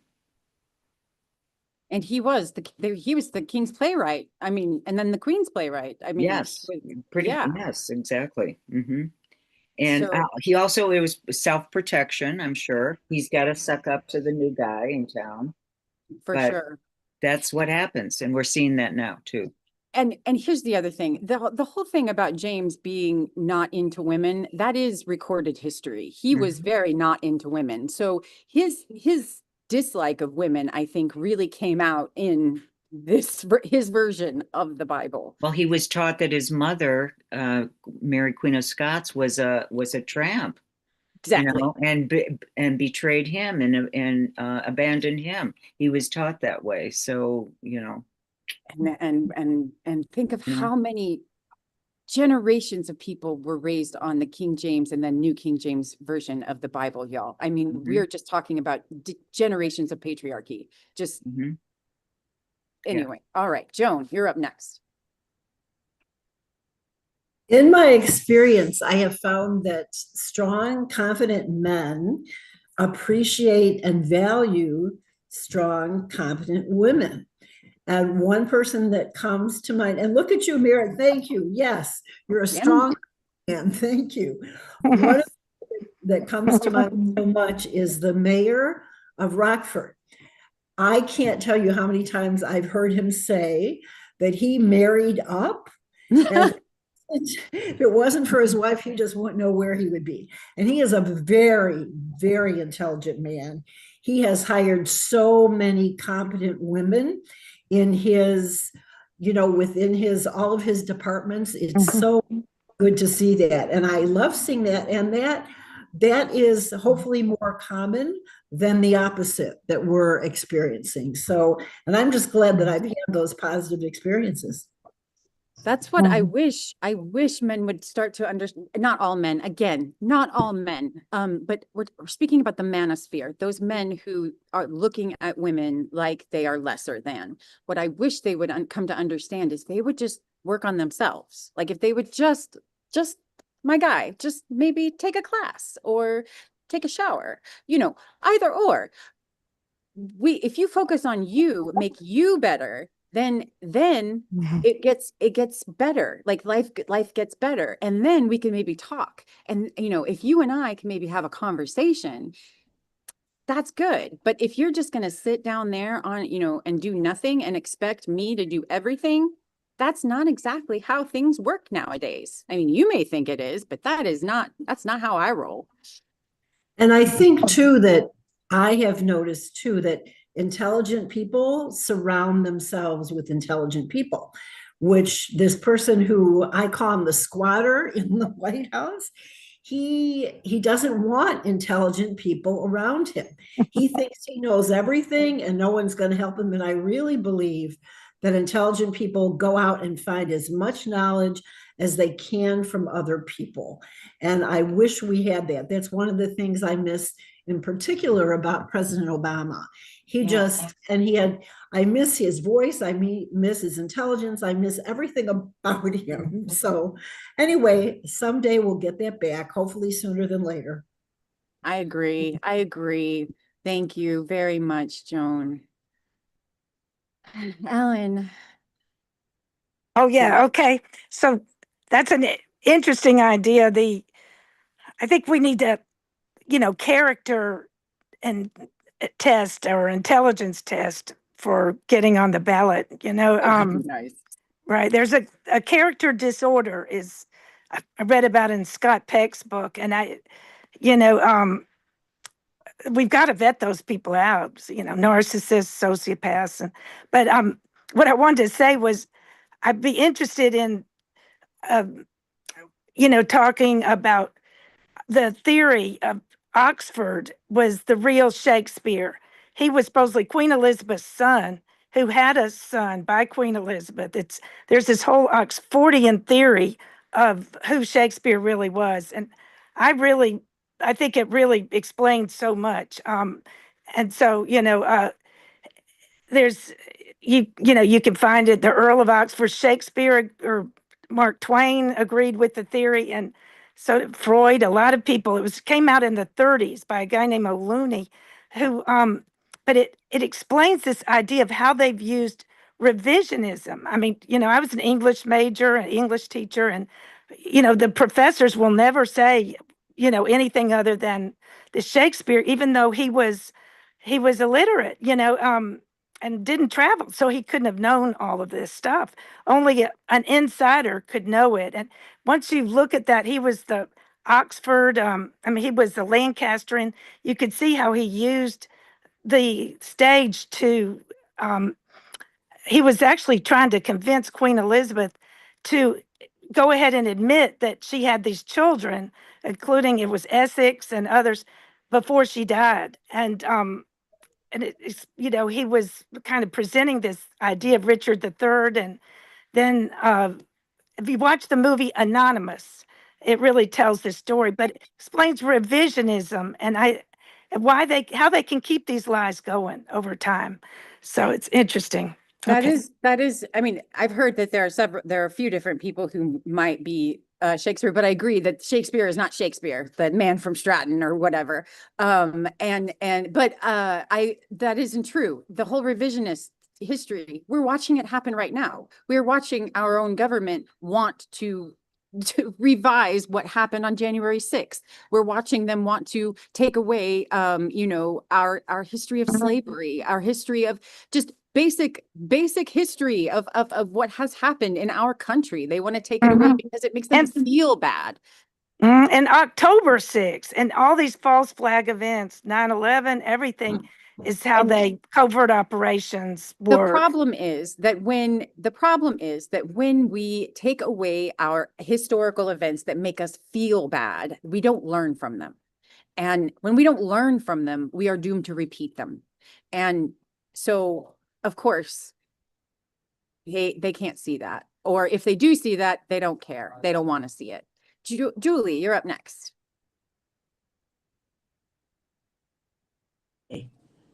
Alrighty. Yeah, I'm still on Cinderella here. Right. I want to, before you go, best Cinderella, in my personal opinion, is Ever After with Drew Barrymore. Yes. It is. Yeah. It's my favorite. Yeah. Yeah. She's more independent in that one for sure. And it shows the classes more. Yeah. It shows like the actual like her life more, and I like that. Yeah, that's good. That is a good one. I'm just thinking in terms just overall, where you have the class, the poor, and the only way a woman can be successful is by getting swept up by the rich prince, and then you have the evil stepmother, and so that says to me, women are not always kind to other women. We are our own worst enemy sometimes. We kind of I don't know, and that seems to amuse men also. I don't know, the cat fight thing and all that. That's the other thing. They pit us against each other quite often. Yeah. Yes. So there's that, and I just wanted to mention, I put it in the chat.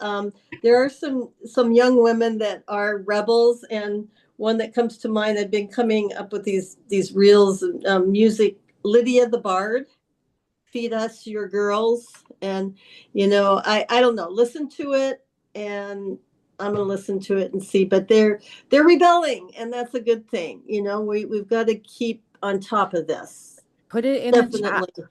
Because when I was their age, I wouldn't have done that. I would have been too shy or not felt, peer pressure, blah, blah, blah. So anyway, that's all I had. Thank you. And that is, I wrote down many times women are pitted against each other, especially in the workplace. They put us against each other as competition. Because they're afraid to go up against us one-on-one, maybe, so they want us to take each other out. I don't know, but I have gone up against that a lot of times. Also, I have been really paying attention to how we as women are controlled through fashion, and we have been controlled through fashion over the course of decades. And it's not always that not everyone is always in style. That's not what I mean. What I mean is, a lot of times go to a certain job, you have to wear a certain outfit. And who picks that outfit? It's usually not a woman, is what I'm trying to say. And there's a lot of things that I've just gone over in the course of going over this series, really thinking about all this stuff, guys. And it's just coming at me left and right.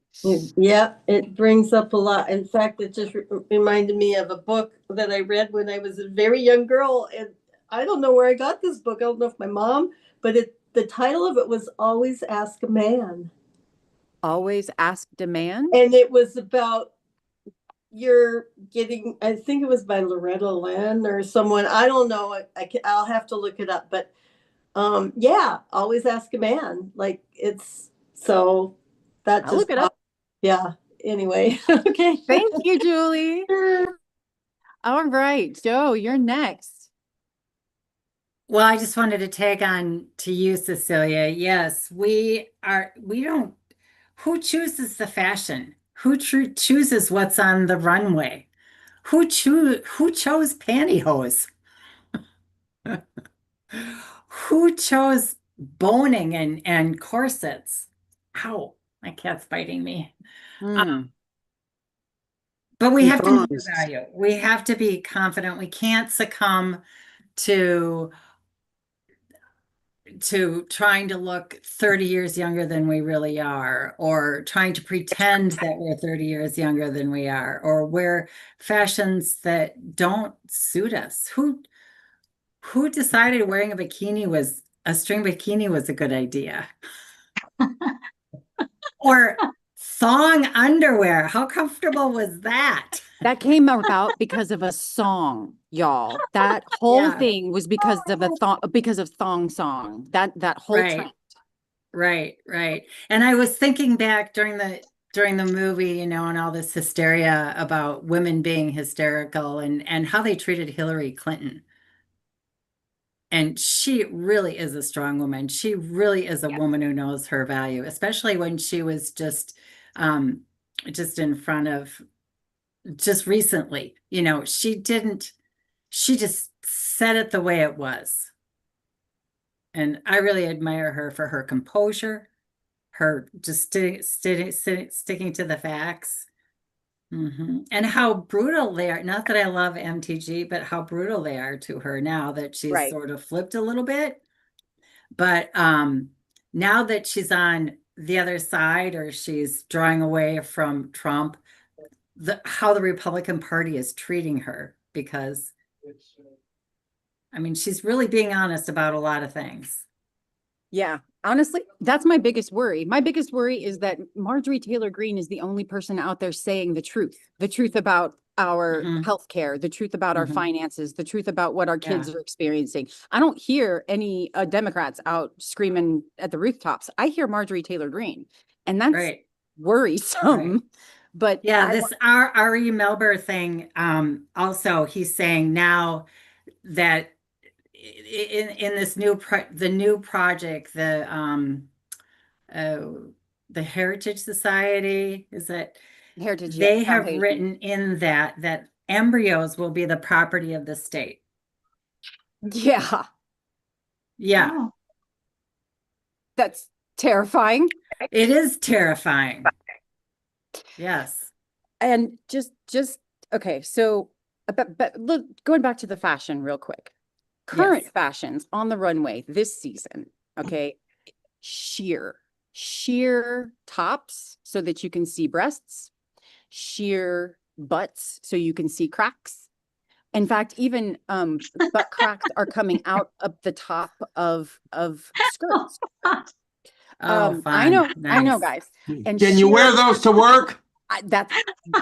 These are coming down in suits, like in a suit with a sheer top, a button-up sheer top. And I'm thinking to myself, is a woman supposed to wear that to work? And going back, we had 1 year, maybe 2, of body positivity. Do y'all remember that? Y'all remember when we had, ooh, look, we want to represent every woman's shape. We're not there anymore. We are back to skinny, very heroin chic, very back to when I was like in the 90s, like when I was growing up. So I'm just saying, like, they want to control us in a very specific way. In a very sexual way. Yeah, we don't get to see. In a very sexual way. Exactly. Yeah, because from the waist up on a man, there's nothing to see, right? It's very boring. But men don't show their little bottom half of their bodies. They're not rated how large their appendages are, like we are. We're Exactly. trying to always make them bigger, unfortunately. No offense to anybody here, but I don't, the things that I've been seeing, I'm just wondering, like, what is going on? Why are we doing this? And well, Trump's cabinet, his whole line of women is based on their plastic surgery. They all go down to Mar-a-Lago. And that is where we've been heading. That is Right. the line that we've been going toward. There was, my daughter came to me, this was 6-7 months ago. She's saying, Mom, have you seen this trend on Instagram about sexy Lolitas at work? And I was like, what? And she's like, it's Lolita dressing at work. Yeah, like how you dress sexy at work in order to get promotions, in order to get a better, just better, right, more time off, like but you just and as a female, it's using your female. Yeah, Lolita was a teenager. I know. And she's and so she was saying, this is happening with interns. This is happening with teenagers, girls that are saying, this is how we need to go to dress at work. And I'm like, no, we need to fix that. We need to talk to them. We need to figure this out. This is not good. But it was this whole thing. And it wasn't just the kids. It was older women doing it too. But she at the time was seeing the kids that were trying to mimic it, I think. And they came up with that name. Wonder where it came from. Yeah, it's all about being comfortable with yourself. It's all about your own identity is from the inside, not from the outside. We have to teach that to kids. I know. And once you're comfortable with yourself, you don't care anymore. They never had a chance to become comfortable with themselves without millions of eyes on them because they were putting their pictures on the internet. Like they need marketing. Not do that part. Anyway, okay. I don't want to, I digress. Beth, goodbye. Ambassador, my dear. Well, thank God we get older and don't give a shit. It's like I put on stuff now and I don't match shapes, patterns, or colors, and I could care less. And I like pulling my socks up over my leggings, and I think it's cool. And the crazier the socks, the better. I'm like, I am turning into that old crazy woman. Pretty soon I'll be going out with rollers. Right. But yeah, and so I don't think that the men feel bad, Cecilia, and that's why they're erasing history. You said they feel bad. They don't feel bad. They just don't want to be seen in a bad light. Yeah, okay, fair. Their conscience is not there. They don't care. They just think if history is erased, everyone will be like, oh, they're great, they're wonderful, so and then more people will bow down, but and that's why they don't like smart people, because we won't forget history. No, we won't. They just seem to forget that once it's online, it's never going away. Like, I'm sorry. Yeah, right. I mean, once it's in a book, y'all, I got books in my house. You can't take those away. I mean, take it off the building. That's fine. In a few years, it's going to go back up, and exactly. Yeah. Thank you. They're dumb. I appreciate you. By the way, I have my NWSOFA shirt on underneath this one. I'll show you in a little bit. Oh, Julie, yeah. you're up next. Pardon? I said, give us a little flash. Oh, okay. Well, actually, I'll just take it off here in a minute. Julie, you're up next. Okay, me again. Just quick. I was just thinking about the young girls and dressing, and I noticed that in the videos and that too, the Lolita. I feel like maybe that's part of the rebellion. It's like we've been saying it shouldn't matter what you wear, whereas like in my mom's generation, well, you can't wear that around men. It's forbidden because you will entice them, you will tease them, you can't, they drew that line. And I feel like maybe, we've been saying something different. Like you can wear whatever you want. It's not, your problem, it's their problem, kind of. And so I feel like maybe that going all out is maybe possibly just trendy, but it could possibly be a rebellious challenge. In your face. I think my biggest issue was that it was at work. Like, girl, put your party dress on and go out. That's great. And you know, you look as sexy as you want, but don't do it at work. Like, that's not professional. Yeah, there's the dress code thing, absolutely. But be whatever you want to be. But there's decorum, there's dress code for sure. But and I don't want to make that that might like, be where it's coming from, is my point. I understand that. And but it wasn't just the kids. I want to make that clear too. It was an old, what she was showing me were kids that were redoing what older people were doing. And honestly, everybody like, trying to be something else. Okay, I'm with Beth. It doesn't surprise me in this day and age with who is in office. It doesn't surprise me that what women wear in the office would change. Like, it doesn't, because again, the whole trickle down effect, whatever, you know, is expected in the White House, it's why people feel comfortable, you know, saying whatever nastiness comes out of their mouth nowadays. So that doesn't really surprise me. I think what shocked me was that it was kids and that they were replicating work, and they couldn't make that connection that's not professional, that's not cool, that's not something that we need to propagate or, you know, put it forth into the future as the right way to go. But yeah, I hear you. I completely hear you. Marta. Yeah, so can you hear me? Yes, ma'am. Okay. Yeah.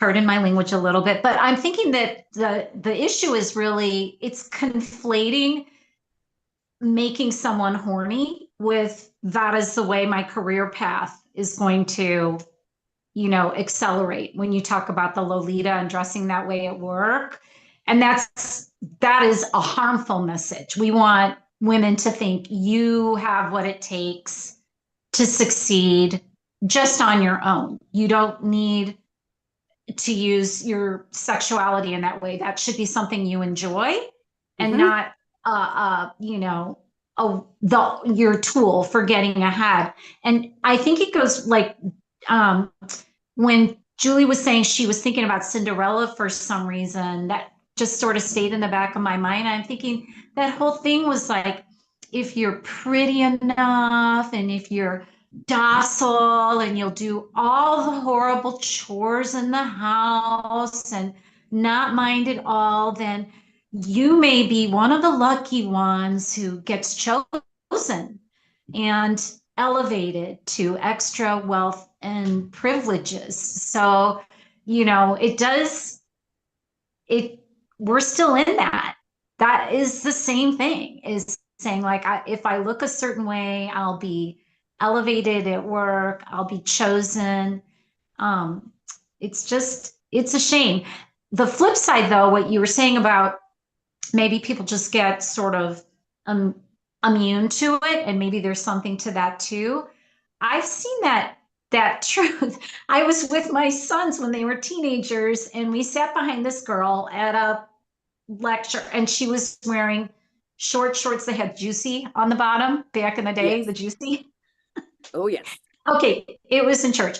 It was totally distracting to me. And I realized, finally, I looked over and I thought, I'm the only one who's distracted by it. My sons, typical teenager, could have cared less because they're used to it. They were used to it. So there is a flip side of getting, you know, just used to people wearing what they want, doing their own thing. I think that's very different than wearing sheer clothes and trying to be a Lolita at work to gain power. They're two different things. One's kind of healthy, one's not so much.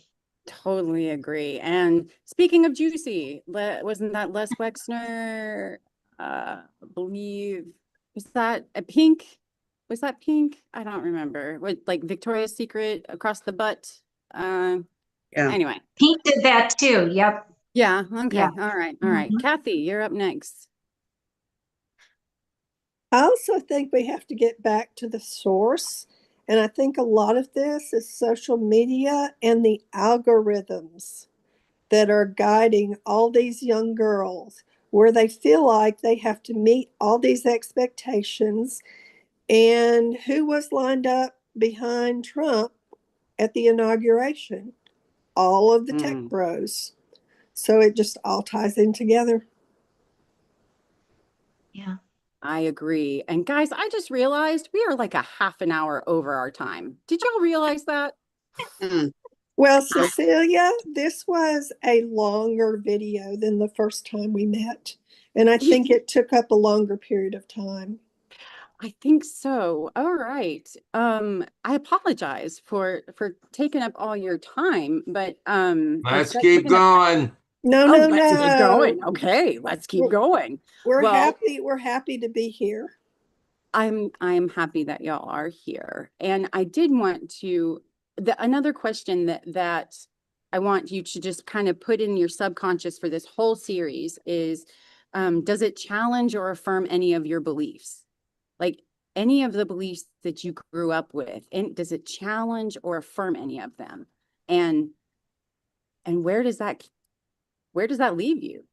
Like, because that's what I'm going through right now. Cecilia, does it challenge your current beliefs or what you grew up with? Either or. If it challenges what you grew up with, and then and explain how that challenges what you grew up with, and then how you look at it now. That would be learning for us, so that we could learn from that. And now what you believe now, I would love to know how that is different from what you grew up with. All of that is just, again, I'm deconstructing all of this, y'all. So learning other people's viewpoints and where you're at is something that is incredibly helpful for me. And I would hope that it's helpful for all of y'all too. Ambassador Beth, you're up next. Okay. So even though I don't give a shit now, I did used to give a shit. Right. And I, worked I was a court clerk. I worked at a dealership, before I went to school and became an x-ray tech, in which then I found scrubs, and you don't have to impress anybody with scrubs. They're pajamas. They're wonderful. I love it. But I did, I went to work in my business attire. And then on the weekends, when I would go to the club, I had on my hoochie mama stuff. But you have to know when to dress where. And, obviously you're not going to wear the club dress to church or to work. But I think that, and I know it's a different time and everything, because, we did not grow up, taking selfies and all that. But I think that if the parents were more involved, kind of like we were. I mean, there's not much that we can do to push the envelope to make them do it. But I mean, I really do think that it starts, from home. Although I do have to not take responsibility for the 2 years that my daughter decided not to wear a bra. My daughter went through the same thing. I chose to think of her as a hippie, not a hoochie. So how I did the same thing. But the way I talked to her, I just said, just make sure you wear a bra when we go see grandpa.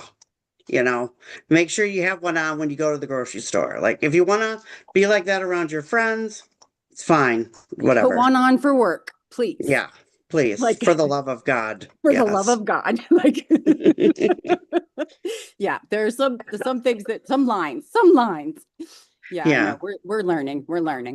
But and I just have to add one more thing. That the women in the regime, though, they do wear suit jackets and tops. So I mean, they're not going in nips out. They're still covered.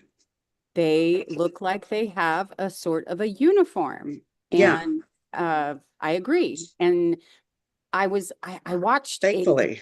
Yeah, I watched a video on fashion or fashion in fascism. And the truth is it's very boring because they constrict creativity a lot. So what you get are those blazers and you get ugly colors that come to, because they constrict their creativity.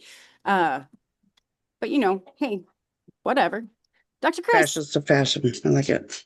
Yeah, I'm actually out of the bathtub. I started this call in the bathtub, and now I'm out of the bathtub. But good. but I did. I know. Bill told me at the beginning of the call. He's like, your video's off, and I'm like, yeah, intentionally. Intentionally. Intentionally. But no, I did put in the chat. There's a video that I know many of you have seen. It's called "For Our Daughters." But here's the interesting connection, and we've mentioned a lot of it, the connection between Project 2025, Christian nationalism, and then what we're reading in this book. But then Ellen also mentioned the Save America Act, and Joel Webbin is a preacher here in Texas. He's actually based in Austin. He's featured in this video, and he literally says on camera, no, we don't want women to vote. Like there's just there's no hiding it. There's no secret, whatever. Anyway, I just thought it would be interesting. And the young woman that's featured in this video too, one of the young women grew up in an evangelical background, but she also was an elite gymnast. And that was when I first she was the one that kind of exposed that whole, the gymnastics, and was part of the whole Me Too time, et cetera, et cetera. And, a lot of those young girls that were being abused in gymnastics, they came forward and their voices were just suppressed. Like our whole, like I used to coach gymnastics, but our whole organization suppress their voices. It's just interesting to me to see all the dots being connected, from back to when witches were being burned to here we are in 2026 and we are still trying to, diminish, demean, women's power. So crazy. Completely agree. And one thing that it's really showing me is how freaking powerful women are and how freaking scared men are of us. Like they have been suppressing us and pushing us down and controlling us. And I mean, for hundreds of years, y'all, like they are so terrified of a single female living alone for hundreds of years. They have been coming against that one idea. What is so terrifying of that? Anyway, okay. Constance, you are up next. When my first job in the corporate world was at AT&T in New Jersey, in Bedminster, New Jersey, and they had just settled a huge class action suit with women for underpay and promotional discrimination and so on. And when I entered that workforce, there was something very reaffirming as a woman for me, because it felt like this huge entity was now on my side. It had to, thanks to the government. And other women felt that way too, that we didn't have to struggle as we did before. We didn't have to put up with the misogynistic statements, and slurs and that sort of thing, because that would have gotten, whoever did, we could file a complaint against somebody, they would be in big trouble. So it was a lesson to me that I still carry, that when you have the government or a big entity, and in both cases, both the company and the government, doing the right thing and protecting people feel more secure, feel that they can be themselves. Okay, they don't have to put up with the bullshit. And it was a great experience. One I didn't experience so much when I worked for Ameritech, one of the Baby Bell companies later on. which they were much more still in the primal stage, I would say. But it was very affirming to work in an environment like that. And that's why, and I applied that to the need for protections overall. Regardless, immigration and so on. It's reaffirming and it's liberating for the people who are protected. Right. Thank you. Yeah.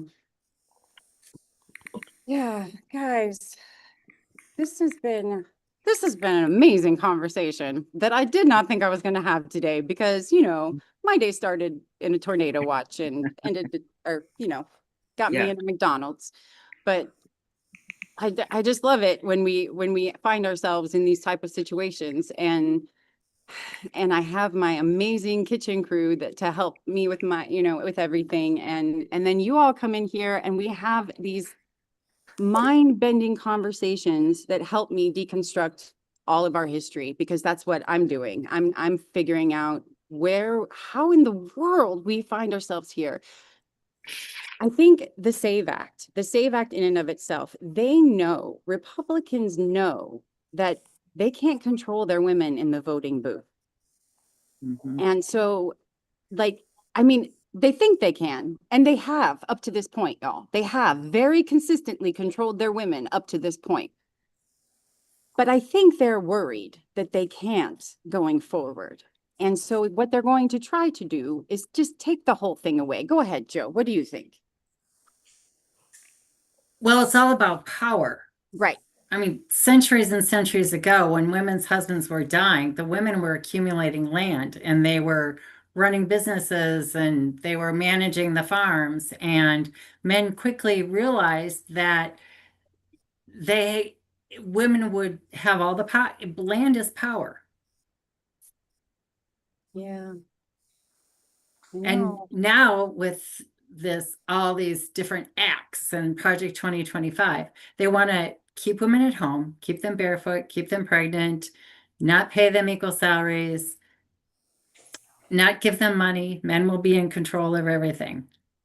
They'll be able to buy the property, they'll be able to own the homes, and women will have to be married because they can't go out and purchase a home. Single women are going to be left out in the cold. I don't understand as a human being why a person couldn't just. They're high on power. Right. I get that. I understand that. I do. But why they can't understand that rising tide lifts all ships, right? Like that right there. You want power? Okay, let's make the whole community powerful.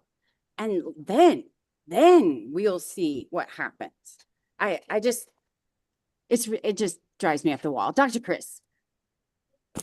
Yeah, I just had to comment, your comment about women being able to vote. So I worked as an election clerk this last election, and we're always excited about our new voters, our first time voters.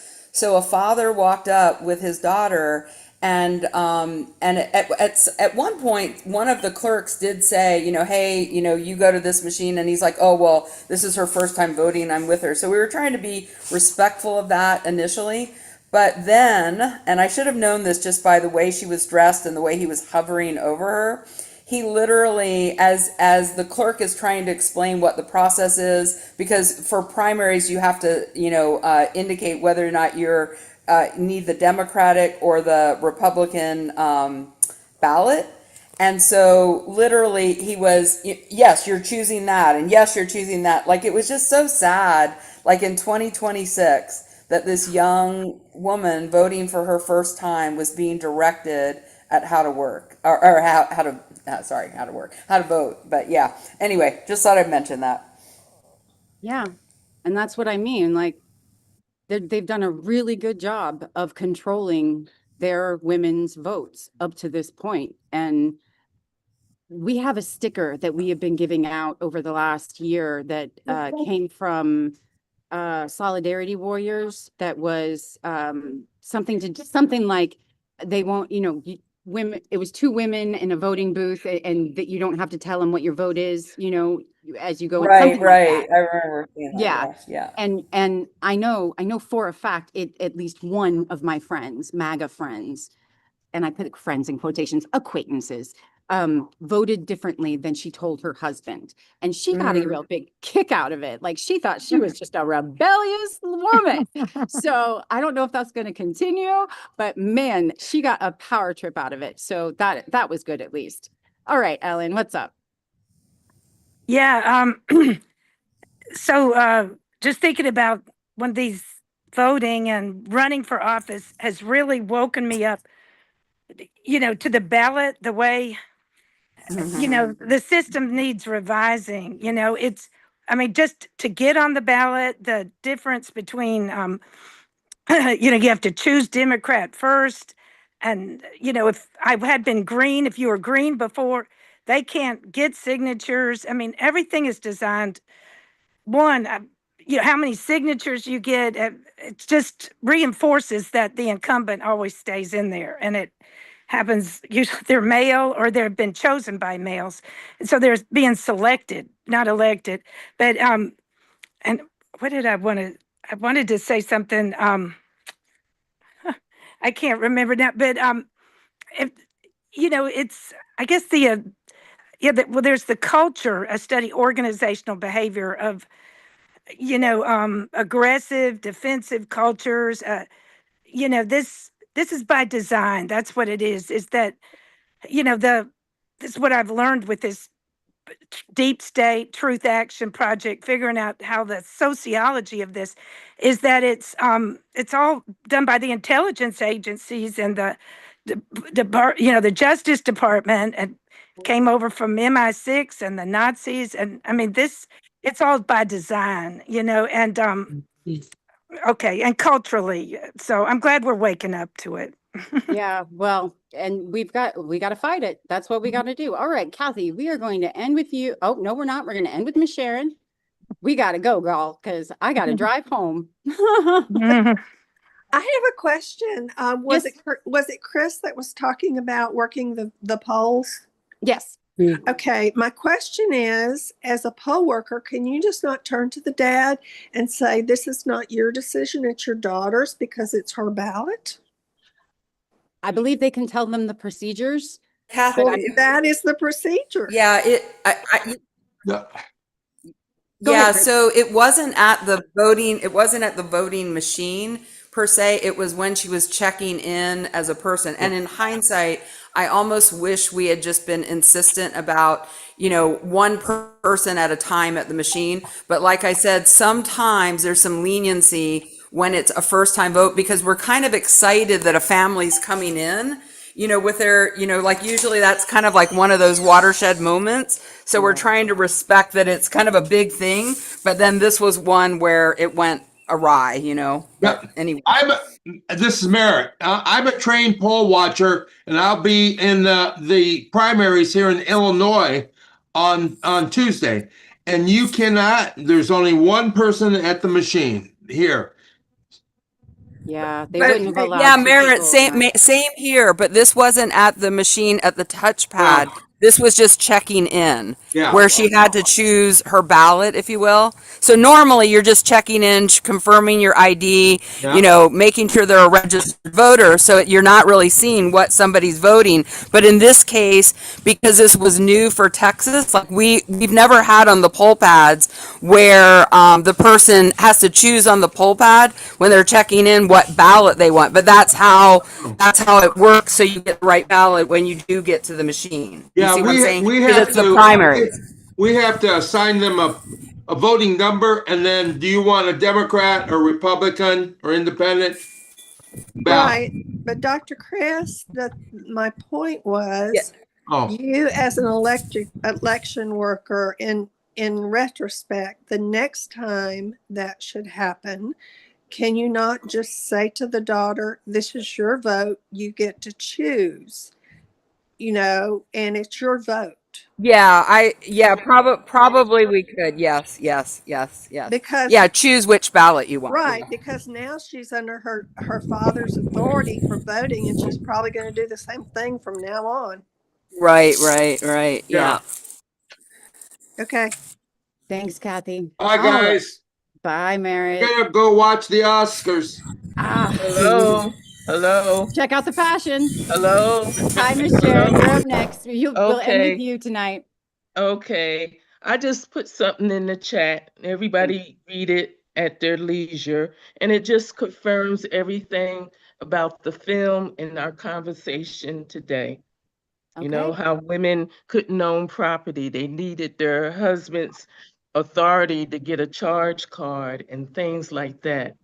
So, you know, moving forward, we need to empower our daughters, our sisters, and everything.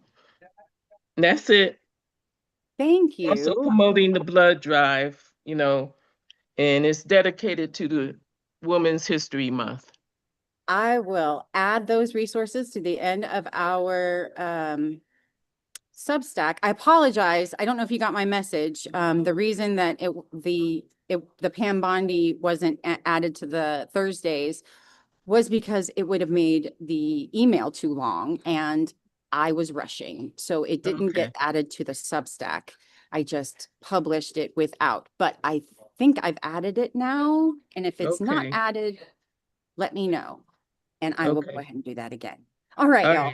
Take care. Thank you. Bye. Thank you, guys. You have been warriors with me today. We have lasted here 2 hours and 18 minutes. I can't believe it. But I'm going to end with something real quick. I got my merch, my NWSOFA merch, and on the front it says NWSOFA, but on the back, hold on. Yeah. Can you see my back? A blue wave is coming. Okay. Okay. I don't know if you saw it or not, but it's A a blue blue wave wave. is coming. Oh yeah. Yay. Okay. And I will say that they fit a little small. So I would say if you usually get a shirt, like you might want to get it a size bigger, just saying. But I mean, I like it. It's very comfy. I'm just worried about now washing it. Wash it on cold. Washing it on cold, definitely. But anyway, y'all, this history that we're learning, it's compounded, all of the history, because where we are, our laws were built as a result of the laws, you know, across the pond. And so we're learning all of it again. And a lot of it was hidden from us. A lot of it we wouldn't have learned had we not gone digging for it. And the luxury of Teresa Lee is she has done the digging. And I appreciate it so much. Once again, you can purchase it for $9.99 and you get the PDF with all of her resources attached to it. Y'all, she's got a ton of resources. So it's so worth the $9.99 is what I'm saying. Thank you again, everyone, for being here. I appreciate your time. I know you got a ton of things to do, and being here for a couple of hours on a Saturday, I can't thank you enough. So with that, I will see you tomorrow morning for coffee and conversation, or on Thursday at 5 o'clock for sorting soup, or on Friday at 5 o'clock for unhappy happy hour. You all are amazing, and I just can't thank you enough. I think you all are just the bee's knees, and I'll leave it at that. Have a Thank you, lovely day. Cecilia.